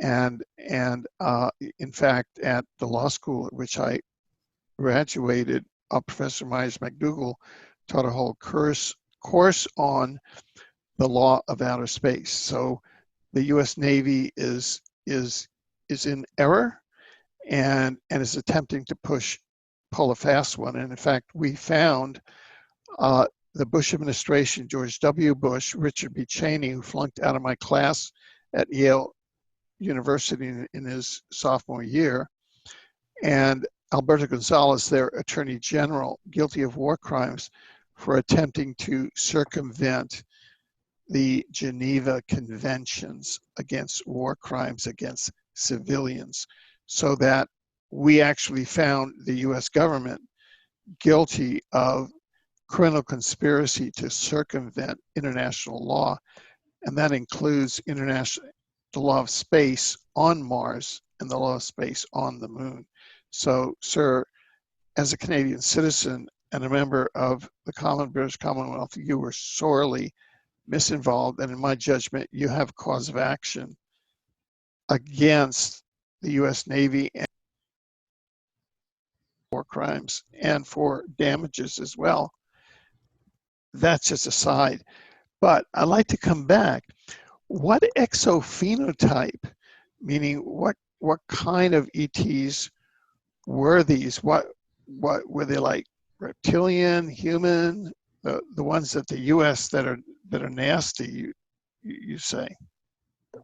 On Mars, there was a raptor type being that looked a lot like what you see in Jurassic Park, with a couple subtle differences.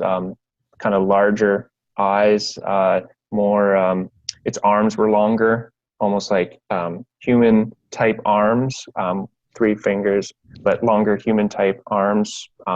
And it was completely telepathic. It walked into the room. Just to backtrack on this, this one of my first experiences with like an ET interface type experience. I was in this break room, and it looked like a regular break room with a countertop and 4 round tables set up with chairs. And over the intercom, they said, "The being will be with you shortly." And I thought they meant a human being. And all of a sudden, this raptor being walks in, and I instinctively, as ridiculous as it sounds, I jumped up onto the countertop. That's what I mean about the body reacting before the mind. The interpreter can think. The body already was doing its own flight response. And so I jumped up onto the counter, and I'm looking at it, and it telepathically said to me, "It's okay." And then that's actually where that memory ends. It had done the entrainment at that point, and I don't actually remember what actually happened between us at that point, but I definitely remember this raptor type being walking into the break room and interfacing with me. Another type was a long nose gray. So it looked like a tall gray, except it had this long nose, so it actually kind of looked more like a gray skinned, like goblin-like creature. And I understood that to be a long nose gray. And this was absolutely a sentient organic being. I understand that there's many types of grays. Some of them are synthetic life forms or artificial life forms. This was absolutely an organic gray-like or reticulum-like being, but it actually had a long nose.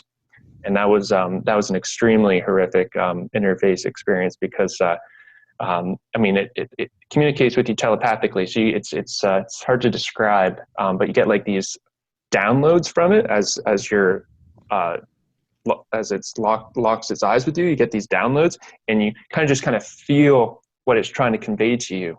And what I got from it was its view of humanity, and it just saw us as beasts on a farm, clever animals, no different than cattle, to be used and abused, and very much kind of like this warped survival of the fittest, where it was like, if you're not, where it felt like if we're not smart enough to assert our dominance, then they had the right to be dominant over us. It was like the might is right kind of mentality, and it really just saw us as a food source and as a workforce, a commodity that was meant to be used and abused the same way we use and abuse cattle and livestock.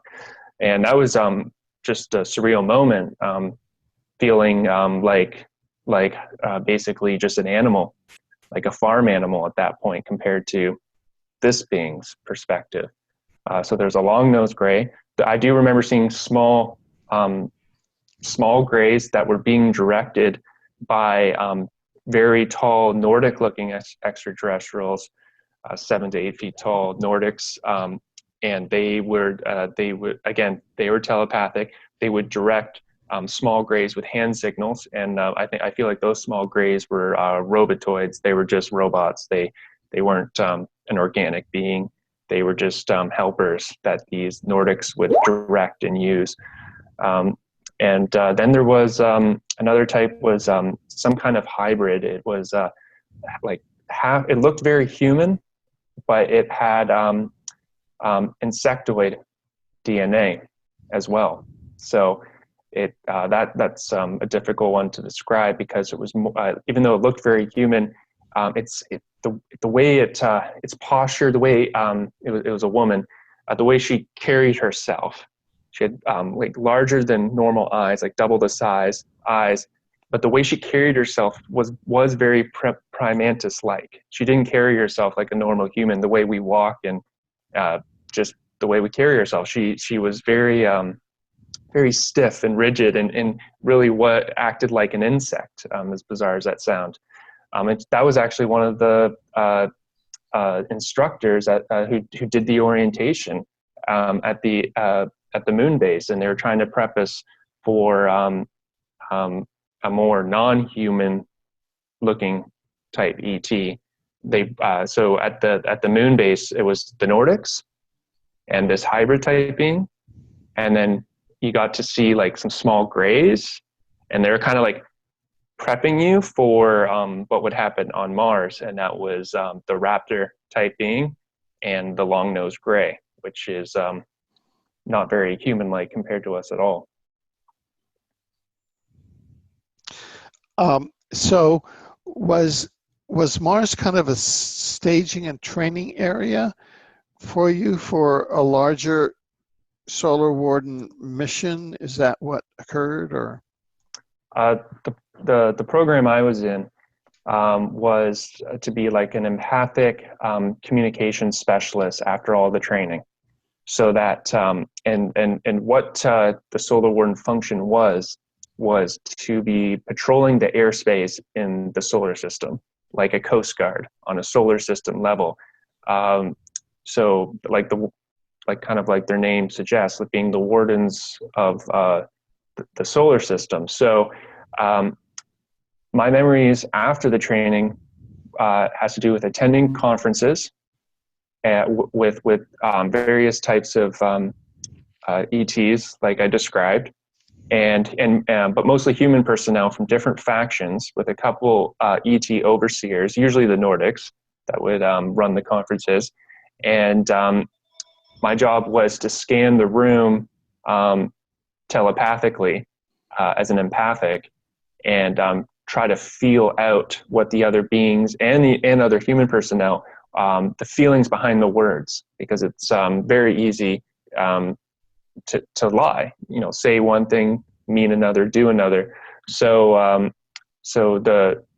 after the conferences, I'd be debriefed and by a commanding officer that would ask me, like, so what do you think this person meant? Or do you really feel like, they're being authentic here?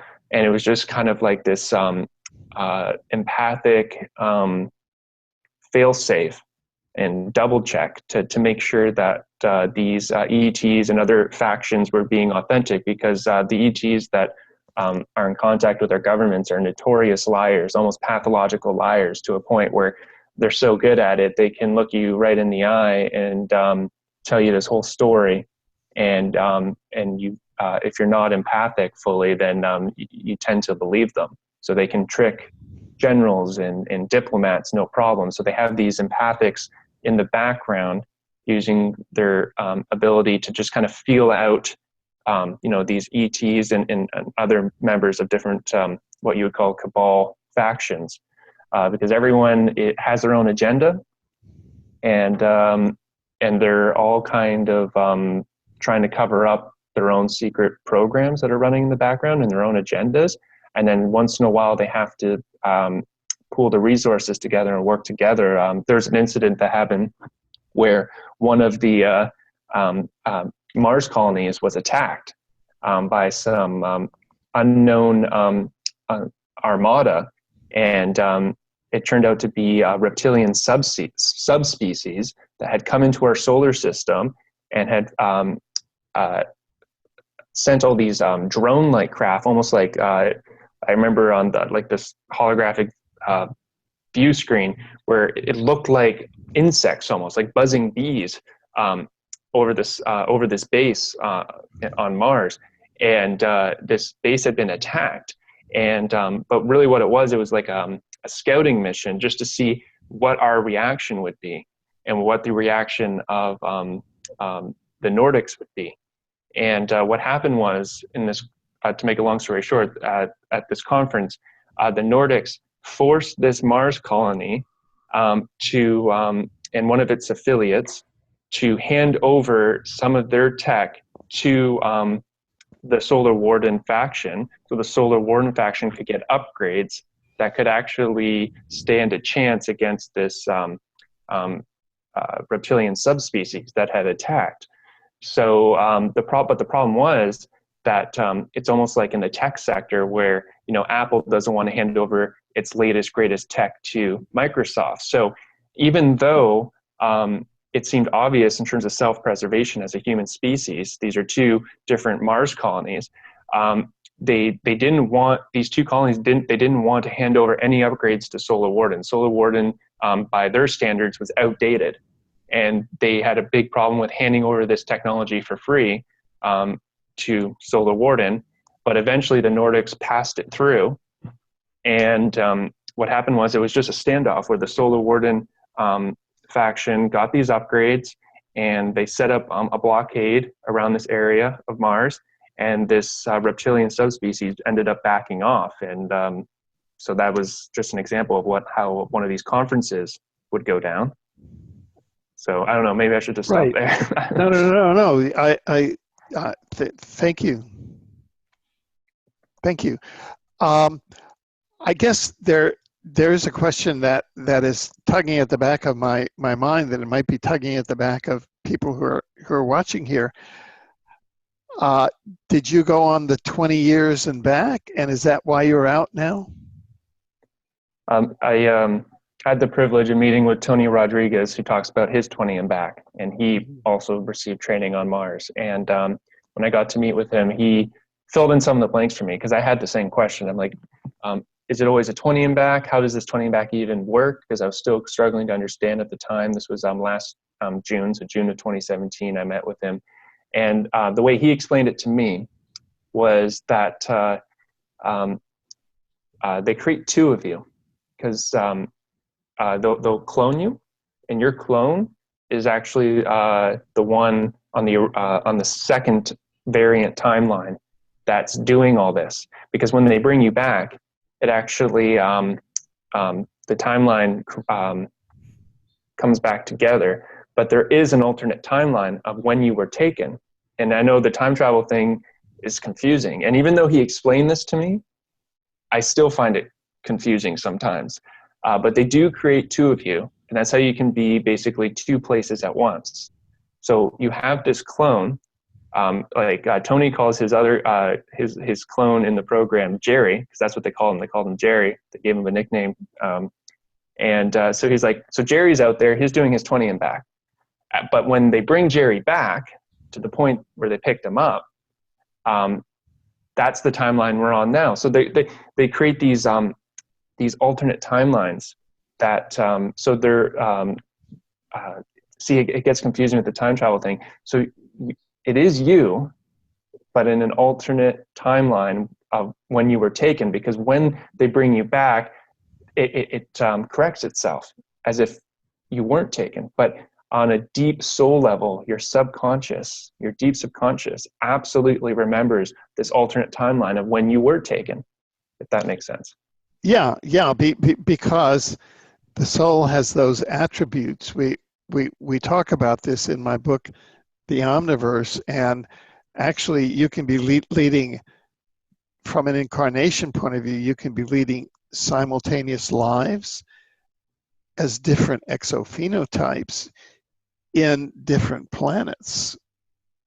in different venues. See, that'd be that's your Kevin life in the Sol solar system that you've been dealing with, and your Kevin life soul then had that dual timeline, but you could still have your deeper soul could still be leading something in some other solar system or galaxy in this universe, or even in some other universe in this multiverse. That's how diverse this whole system is. I mean, and how versatile our deeper souls are, from my understanding. But so now, as you understand it, I just want to pursue this line of questioning, if it's okay. As you understand it, have you been deployed and you're back? Is that it?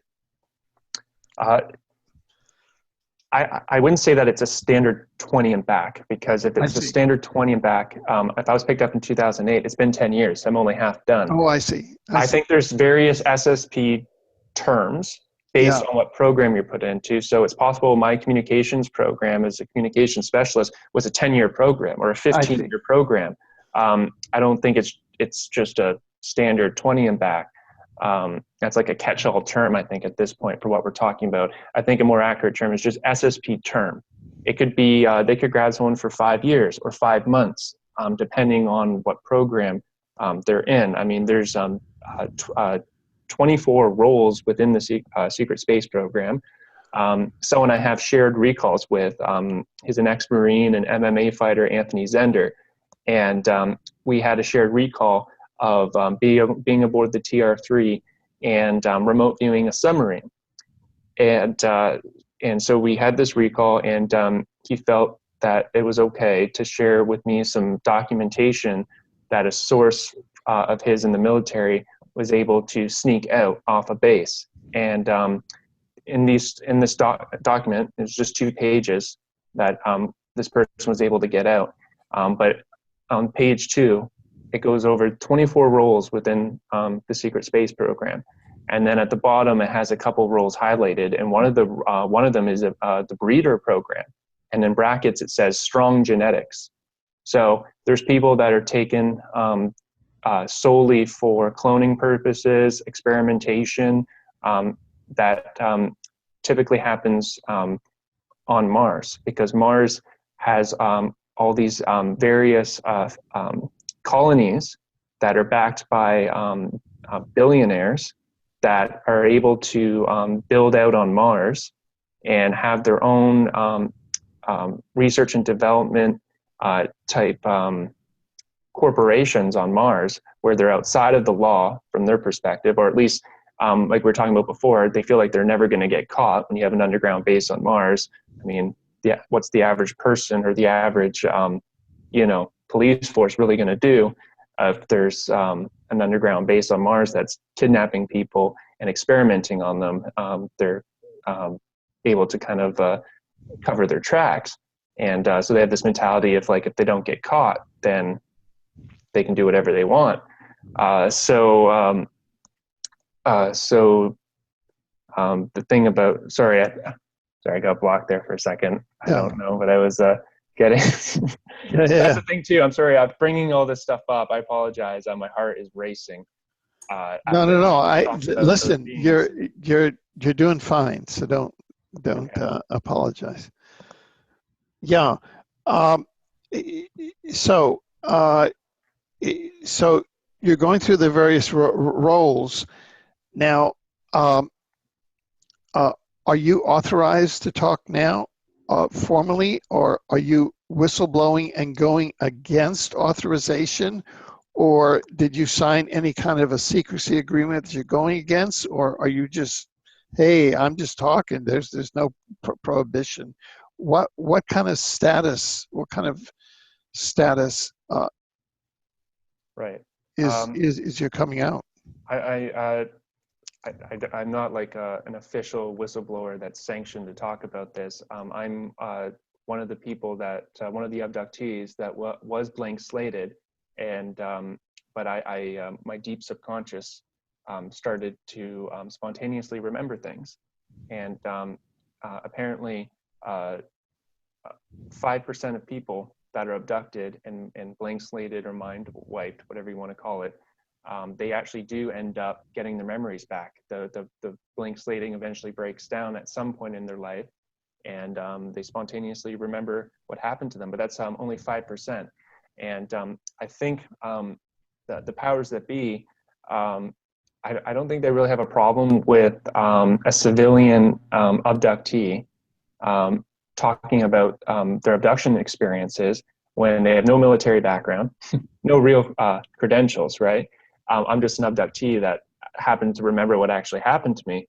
So I don't think I'm really that serious of a threat because of the giggle factor.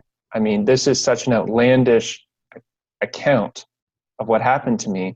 I don't think they're worried that I'm going to tip the scale in terms of critical mass. You know what I mean? I'm not that big of a threat, and I'm really not that important. I'm just an abductee that remembers what happened to me. That's all.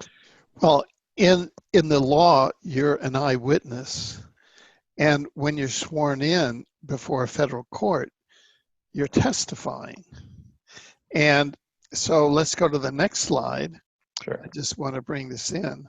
And in the next slide, we go to June 30th, 2018. And there's the President of the United States, and there's Buzz Aldrin, who apparently he is another Mars explorer, according to some testimony. He met with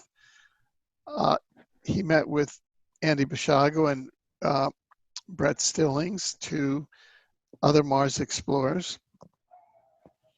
And when they were about to enroll in their Mars exploration seminars at the College of the Siskiyous in the summer of 1980s, because there were 18 people or so that were chosen for that, including a guy named Barrow Soetoro, who later would change his name in the British Columbia court to Barack Obama and become the President of the United States that came before Donald J. Trump.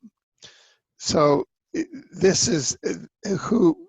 They also do time travel stuff on the presidents. So this is the press conference on June 30th, 2018, where the U.S. Space Force was announced with an objective of, quote, going to Mars. Now, the question is whether or not this is how many layers of plausible deniability were built into this press conference, and how many people in the press conference know that there is a long-standing, back at least to the 1960s, U.S. presence on Mars, actually U.S., Russian, British presence on Mars, but now it's official that with the U.S. Space Force. And so this is what they call in the law a defendant that you can now sue. So the planned action would in U.S. Federal Court, District of Columbia. I happen to be a member of the bar of the District of Columbia, so I'm qualified to bring the action. Although I'm not the guy that really should do it. It should be a pro bono attorney located in the District of Columbia. And it would be Mars and the Mars whistleblowers plus people like yourself versus the President of the United States, Donald J. Trump, the Department of Defense, that Donald J. Trump charged the Department of Defense with, and the U.S. Space Council, with creating the U.S. Space Force, and DARPA and the CIA used to run the 1980 CIA Mars program, which is where some of the Mars explorers used to come. But obviously now, since we have Solar Warden, we'll add Solar Warden to this. and obviously Solar Warden is, and the Mars Colony Corporation that was for many years headed up by the former Yale classmate of mine, Richard B. Cheney, the former vice president of the U.S. So they all become defendants. So we'll have a list of defendants as long as you're, as long as you want, and they all get served. And once you're sworn in, it becomes a federal offense to commit perjury. And they can say, well, I've signed a security oath. Well, then the judge can clear the courthouse, but so it's no big deal, but you can't commit perjury or they'll throw you in the slammer. Right. So what do you think about that? I mean, it looks like Donald J. Trump, he opened the whole program to a mighty lawsuit. Wouldn't you say? It looks like it. Well, I think just on the side note, I think this recent announcement about Trump talking about the U.S. Space Force creating this new branch of the military that's going to, protect American interests and American national security, but on a solar system level. I think it's actually kind of a ploy to take credit for the existing infrastructure that's already in place. The U.S. has already had its Space Force out there for many, many decades now. And so I think they're trying to do this kind of like damage control, because they know that this is trickling out. There's more and more witness testimony. There's people with actual military credentials now coming forward as well, who are very, very credible and willing to go on the record. And they know this is trickling out. So in order to kind of cover their ass, they're going to announce, which they have, this U.S. Space Force, so that even if a public sector space program like an Elon Musk, he sends his team out to Mars and they see something that's already there. They see a base. They see a white TR3 or a black TR3. What they're going to think now is, oh, that's U.S. Space Force. Oops, we shouldn't have seen that. We're technically spying on the military, spying on the U.S. So they have this like plausible deniability now because of this announcement. Whereas if Trump hadn't reiterated this U.S. Space Force, then if Elon had gone to Mars and his crew had started filming, the craft and the bases, they'd be like, "What is this? Like, why didn't you tell us about this?" But now they flipped it, so now they're gonna be like, "Oh, geez, that's the U.S. Space Force," because they're actually developing that. It's top secret. We shouldn't have seen that. So they're actually gonna feel like they'll get in trouble spying on the U.S. when really, they've been there for decades. Very grateful for your coming out today and making these statements. We look forward to your continuation in this process, both as a matter of public policy, representing Canada and Canadians who are being abducted against international law, admiralty law, common law, international humanitarian law, space law, treaty law, and this has to stop. The U.S. president has now made this secret space program public. Next step is the U.S. Federal Court, District of Columbia. So thank you very much, sir. Are there any final words or something that you had come here today that you did not have a chance to say, other than what you will be saying about your timeline in the future, or a final message that you'd like to leave with our viewers until the next time that we get a chance to get together? I think we covered it. Yeah. Next time we can do a part 2. I can go over my timeline in detail and we can expand upon other points. But I think for today, that was great. Good enough then.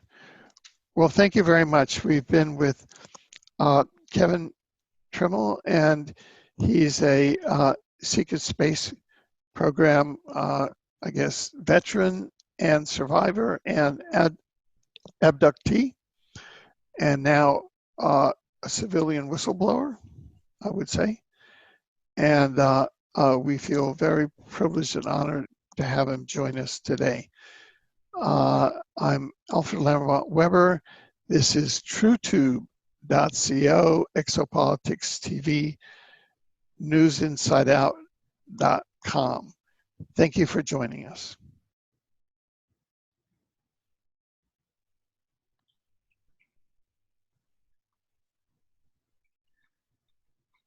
Alfred? Yeah. That was awesome. Wow. Wow. Thank you. Did my camera disappear? Because I don't. No, we're back now. Okay, so you can see me? Oh yeah. Yeah. Okay. And yeah, when I had that, when Kevin Trimmel came on, I mean, it really expanded my particular universe of what I thought was real. What was your experience as you watched that? Yeah, I mean, it's obvious that there's a lot of dots that are connecting with other people that have shared similar things, but I just found it really extraordinary. Just, I don't know. I mean, I just felt like he was able to really convey it in a really understandable kind of way. And I'm still kind of processing it, actually. I'm just like, whoa. Like, Yeah. How does that, in your mind, because you gave a very comprehensive and elaborate framework of the ascension process and how it's been sabotaged and is constantly trying to refresh itself and reboot itself. And all of a sudden, we were sort of fast forwarded into now, and the curtain was drawn away, and Kevin Trimmel says, "Look, this is what's happening now with regard to Mars." And it's like, wow, how would you interpret what Kevin is saying in terms of the framework that you spoke about, or that you described in your presentation about ascension? What is Kevin bringing to us?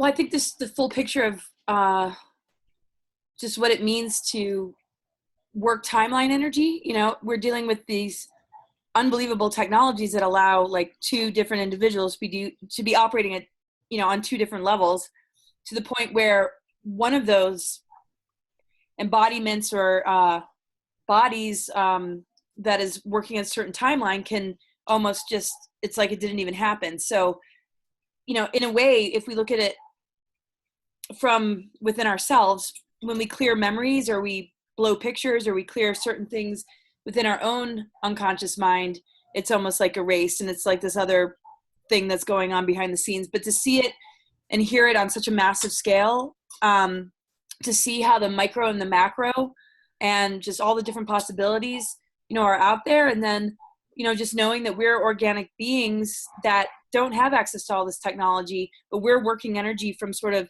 the ground level, you know, just trying to help develop things on a soul level.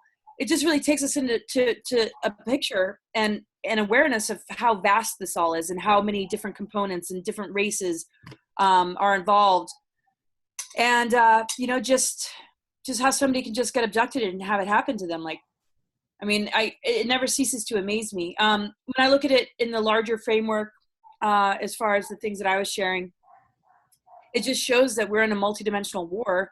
And there are certain factions and groups that need to pull in individuals, whether they like it or not, because so much is at stake. Because it seems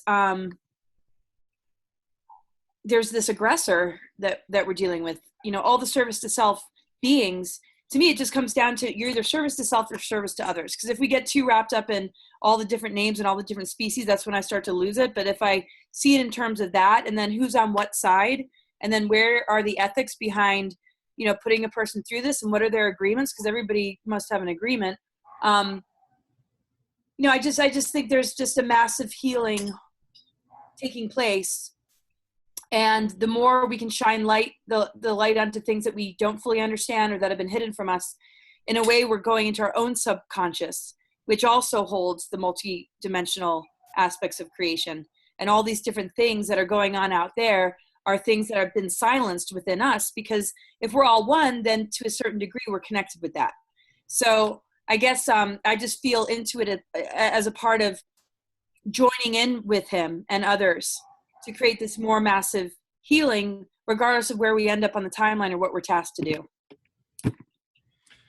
Right, right. Now, let me ask you this. It's a very, you know, and it's very rare that one gets to this degree of specificity.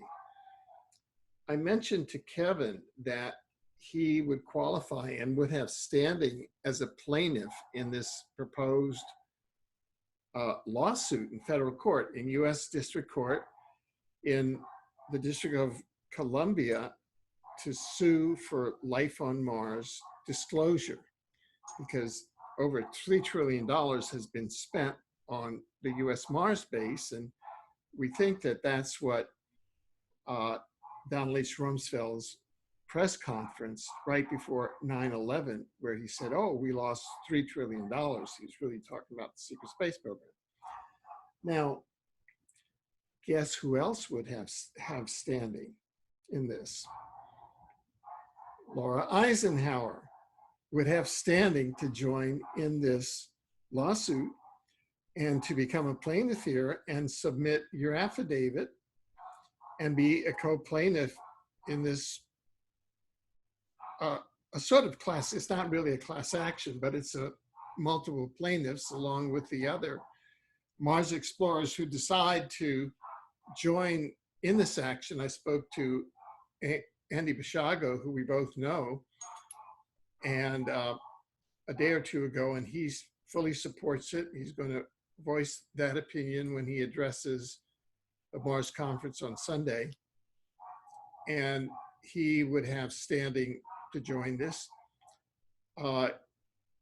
Your and my first interview, I think, had to do with your attempted, when they attempted to abduct you to Mars. So you would actually have standing to submit an affidavit and be a co-plaintiff in this lawsuit. Now, this is just at the beginning of this initiative. We still have to get everybody together. We have to find a pro bono of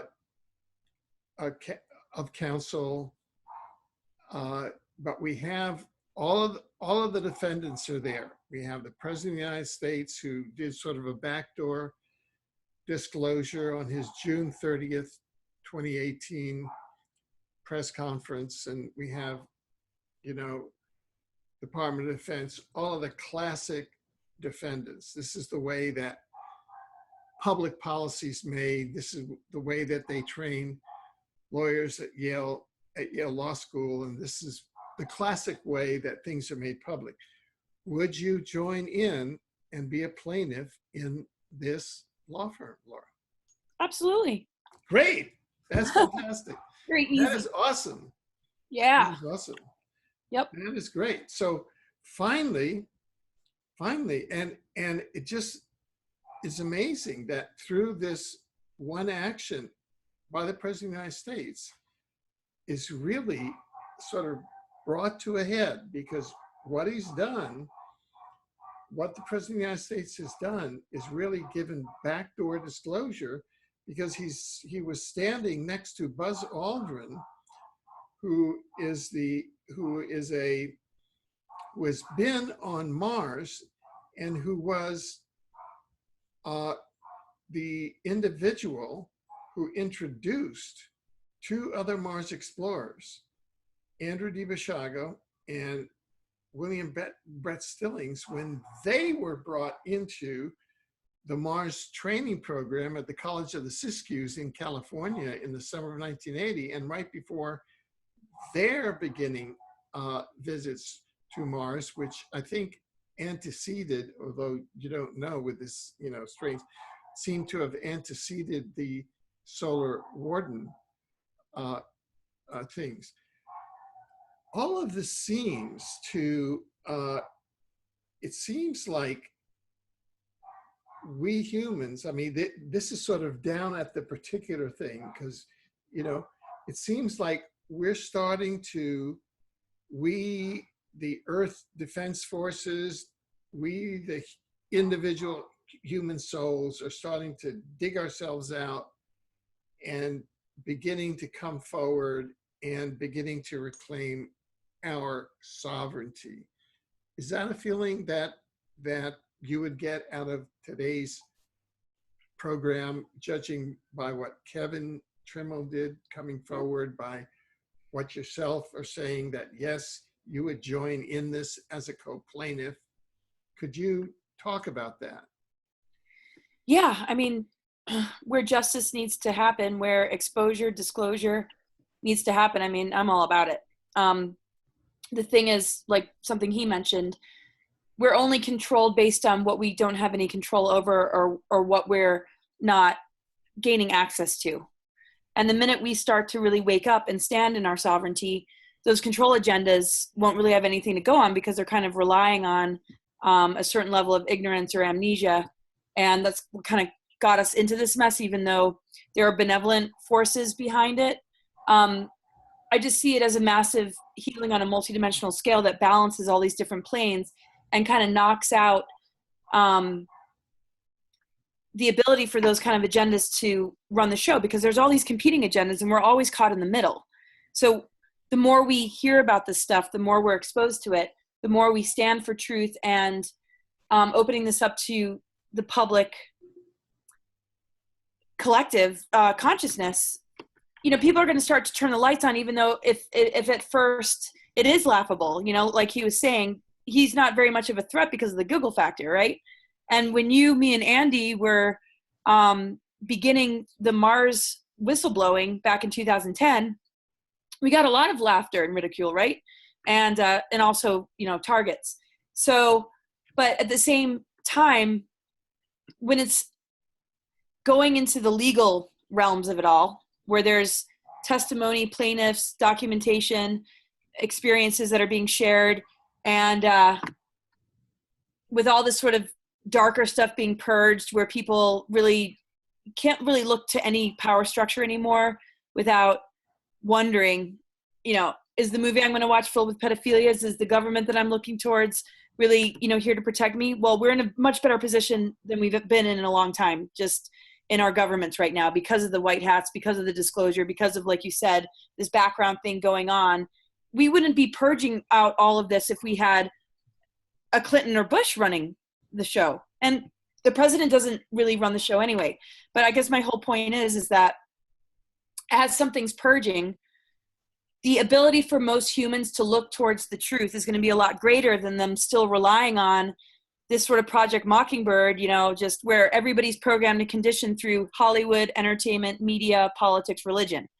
With all the pedophilia rings and the child trafficking and all the whistleblowers that are coming out just busting that, when a lawsuit like this, or when we're, representing something of the secret space program and hidden things connected to Mars, I think people are going to be a lot more open, because the stories that are reaching the mainstream, or they're not quite reaching the mainstream, but enough people in the mainstream are turning around and saying, wait a second, there's enough information here. The numbers are growing. I mean, just looking at like SGT report talking about all the most heinous crimes against humanity, thousands and thousands of hits, thousands, your channel's big too and everything. So, I think there's sort of a weaning off of that attachment to what we think is good. And an almost like frightening response within the self of, oh my gosh, all of a sudden, we better be really careful with what we put our attention on. So when you have people that have done the kind of work that we've done, that live by integrity, with all the different elements to it, all the different whistleblowers and all the similar stories with the common threads. And I have at least 3 clients a week that have similar stories that aren't ready to go public, right? But as we start to unify more and more, it's also going to encourage people that have not felt comfortable talking about it to come forward too, to the point where I see it just growing and growing and growing, where the things that have been trying to control and limit are going to be shrinking and shrinking and shrinking. And I would say that this show really gives me, and I already have the confidence in it before, that we are so well on our way. And this is another tipping point while all this other stuff gets purged. And I think just stepping in the direction of that is also going to produce some amazing results. Just the very act of being willing to do it, I think, is going to do all kinds of amazing things. I mean, humanity's been kept in the dark, and I'm sure they have reasons. Some would say they're just not ready, this and that. I always say, were they ready to have their limbs blown off in war? It's like, come on already. So it's time. Right.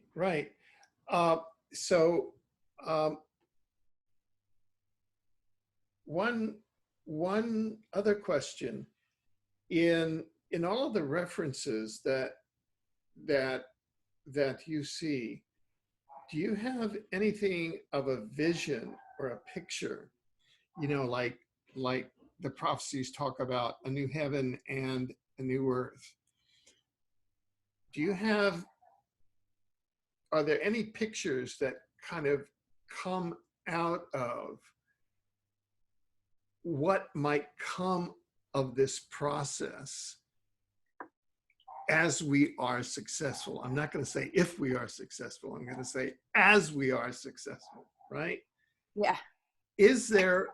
Can you sort of point to something that gives an idea of how and what the solar system might look like as we are successful with this?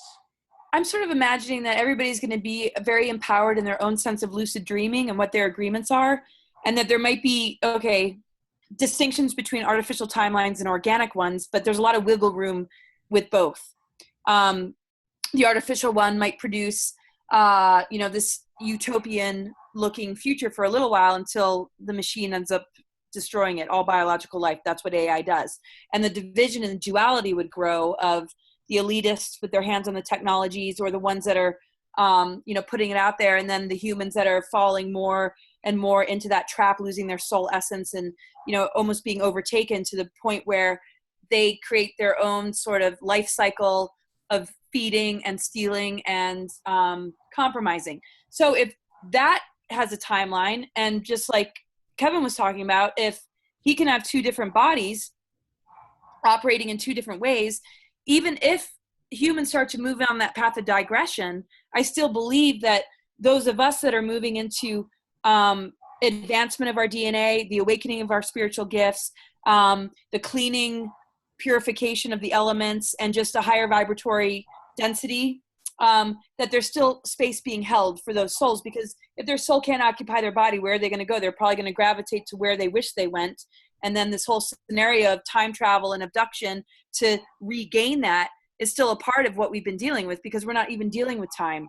So to get the genetic information would have either, it's to serve the reptilian overlords, or it's to be able to heal this dying race. And that's why there's a division between the Zetas, where some are service to self and some are service to others. Some have, and like my presentation, it goes back to, out of all those beings that have been compromised the most, some have had the choice, or some wanted to have their DNA template healed. And then there was a rebellion with those technologies put in place so that that would not be possible. So I feel like as we advance, we're going to come up with new ways to support those souls that don't want to be trapped in that have been stuck in it, to kind of come home. And I think new missions are going to develop from that, new callings, new positions of service to just really call those souls home.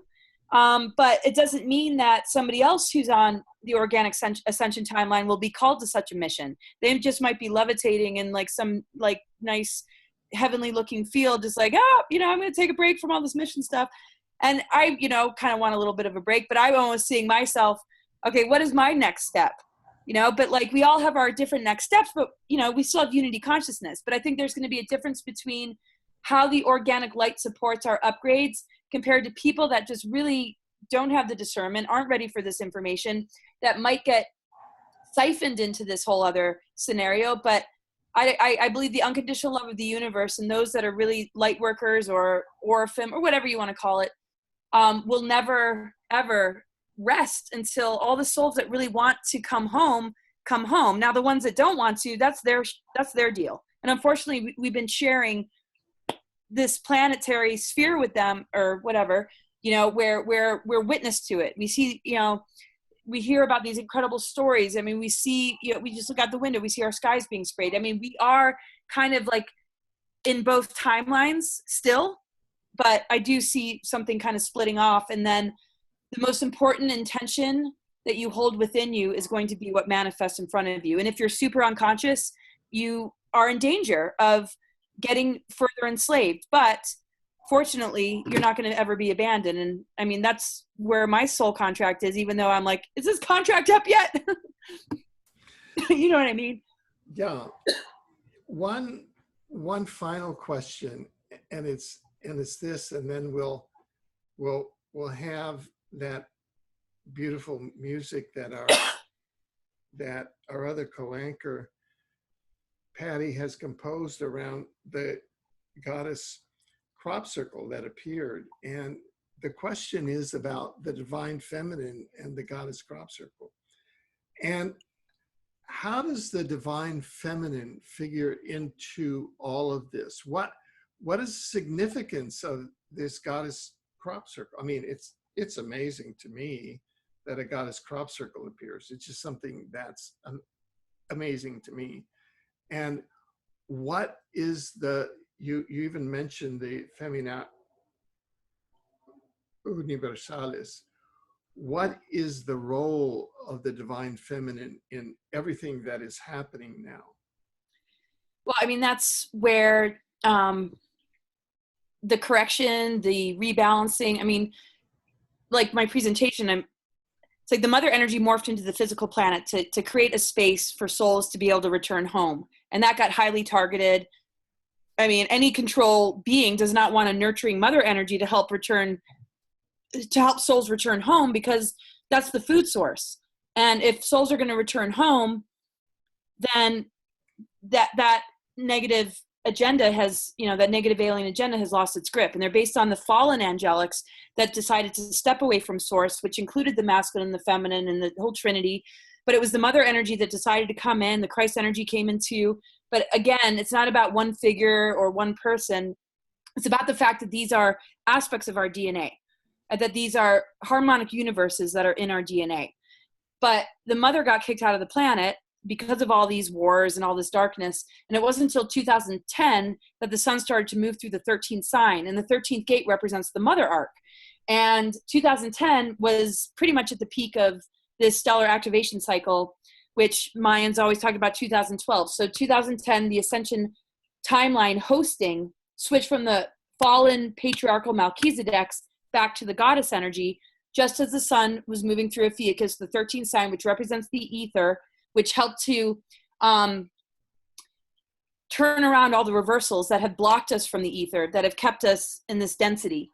And so it's the feminine vibration of love and nurturing. It's men, getting more in touch with their sensitivities, and women kind of raising themselves out of the underworlds and not being a victim to it anymore, and just, embracing the masculine. I mean, it's really a balancing act. So there's going to be other scenarios that have been worked on, like maybe hybridization programs that are of the benevolent kind, in order to assist the orphan or indigo or crystal kids in activating the angelic human population.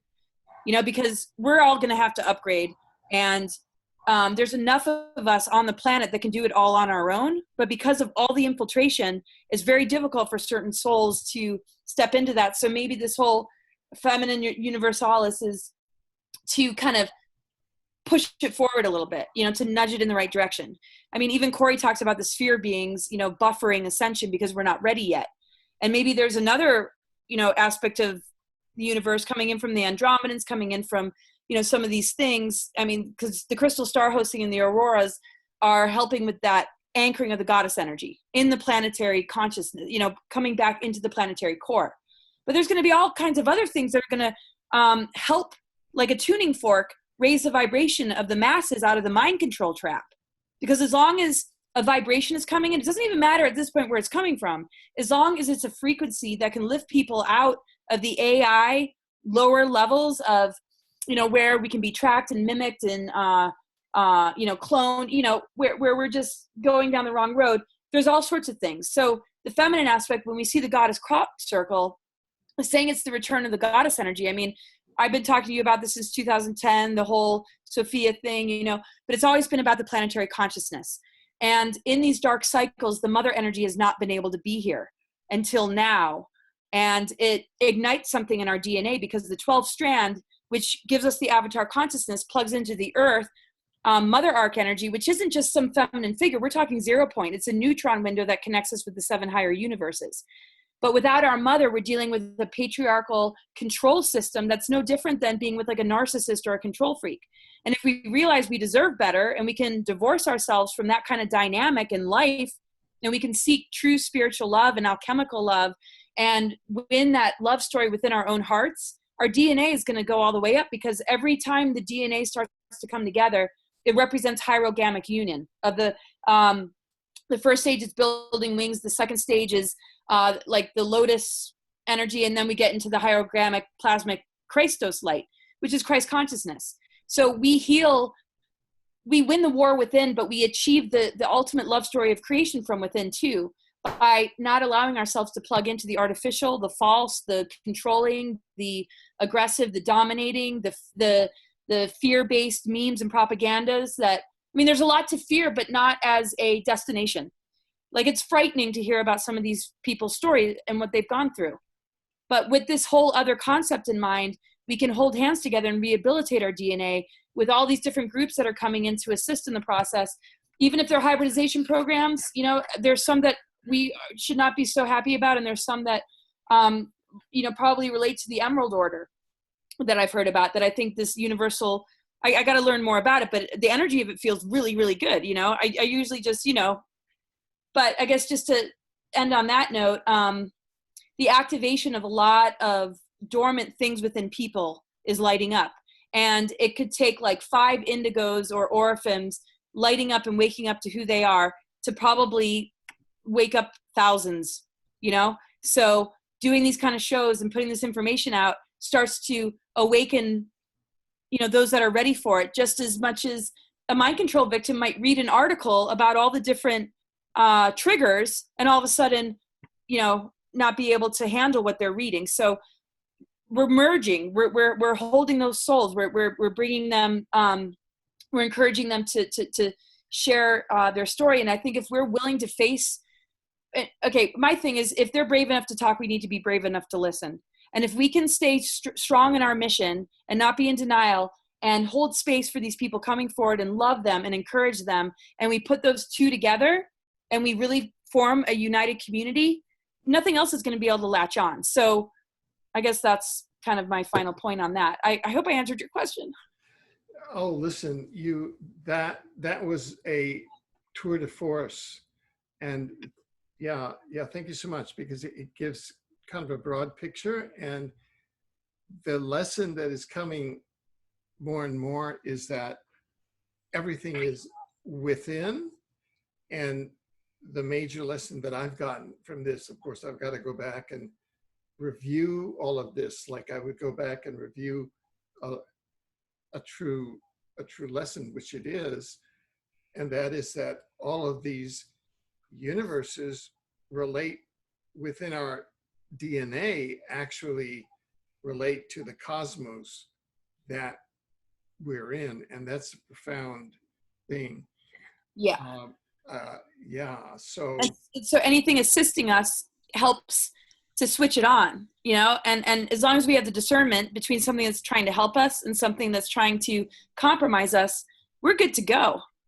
I hope I didn't cut you off though, but yeah. No, absolutely not. I'm just blown away. That's all. It just, with this amount of energy that we can bring into the U.S.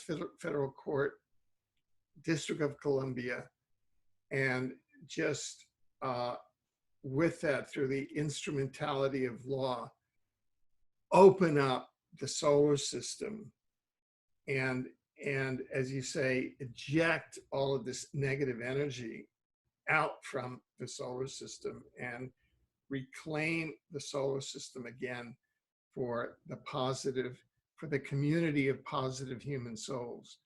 I think that that is an objective that can come out of this in due course. So thank you very much.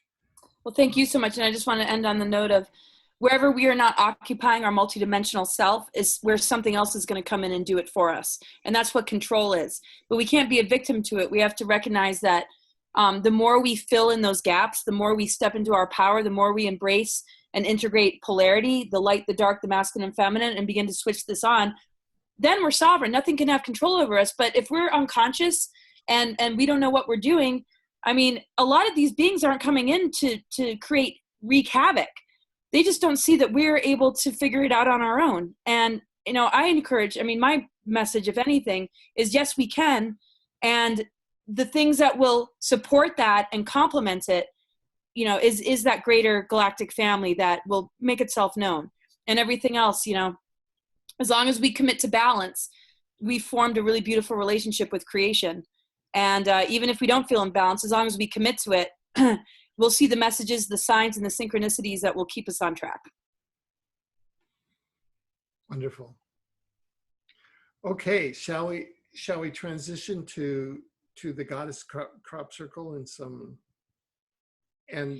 hard. Well, that's what I was kind of answering is the significance. So a crop circle like that coming in, I mean, Patty talks about you know, the energy that creates the crop circles coming from the earth. But I think, you know, maybe it's, I mean, she's the expert, so I don't want to start talking about things I'm not an expert on, but just that alone, just the goddess symbol, I mean, that's an ancient fertility symbol, the particular goddess crop circle that we've chosen. I've seen that time and time again. Uh-huh. And the fertility is within all of us, right? It's our creative mind. When we have a thought form, we manifest things. When we speak things into the environment, we manifest things. You and I are manifesting and creating right now. That's the energy of the goddess within the masculine and the feminine. And so it's showing to me that we can get back into that alchemical awareness that if it's the fifth element, then it's the fifth chakra, right? Which is our throat. So our words are powerful. Our connection to the goddess is being able to speak again from a place of clarity, not mind control. That's the patriarchal model. The energy of the mother is, I want to hear you, I want to love you, I want to nurture you. And then in that space being held, then we feel we can find that divine masculine that's not threatening, not controlling, not abusive. And it's just an opportunity for us to recognize our own fertility, our own connection with the earth. And that if we can embrace this alchemy that's happening because the goddess represents the ether, and we can speak our truth, that frequency alone is going to dismantle all these dark technologies. And so when I see that crop circle, it's a huge sign that we're ready to stand in alignment with the ether elements. We're ready to connect with the earth. We're ready to speak our truth and be authentic and know that we're unconditionally loved and we're not going to be attacked and abused for it anymore. And if we are, we got to remember that the mother lives inside of us too. Well, on that note, let's go to share screen. Excuse me. Now, I've got to, I think that this is it. Hopefully, we will have gotten the right one here. Oh, no, that's the old one. Let me put that one down and bring over here. And end on this note.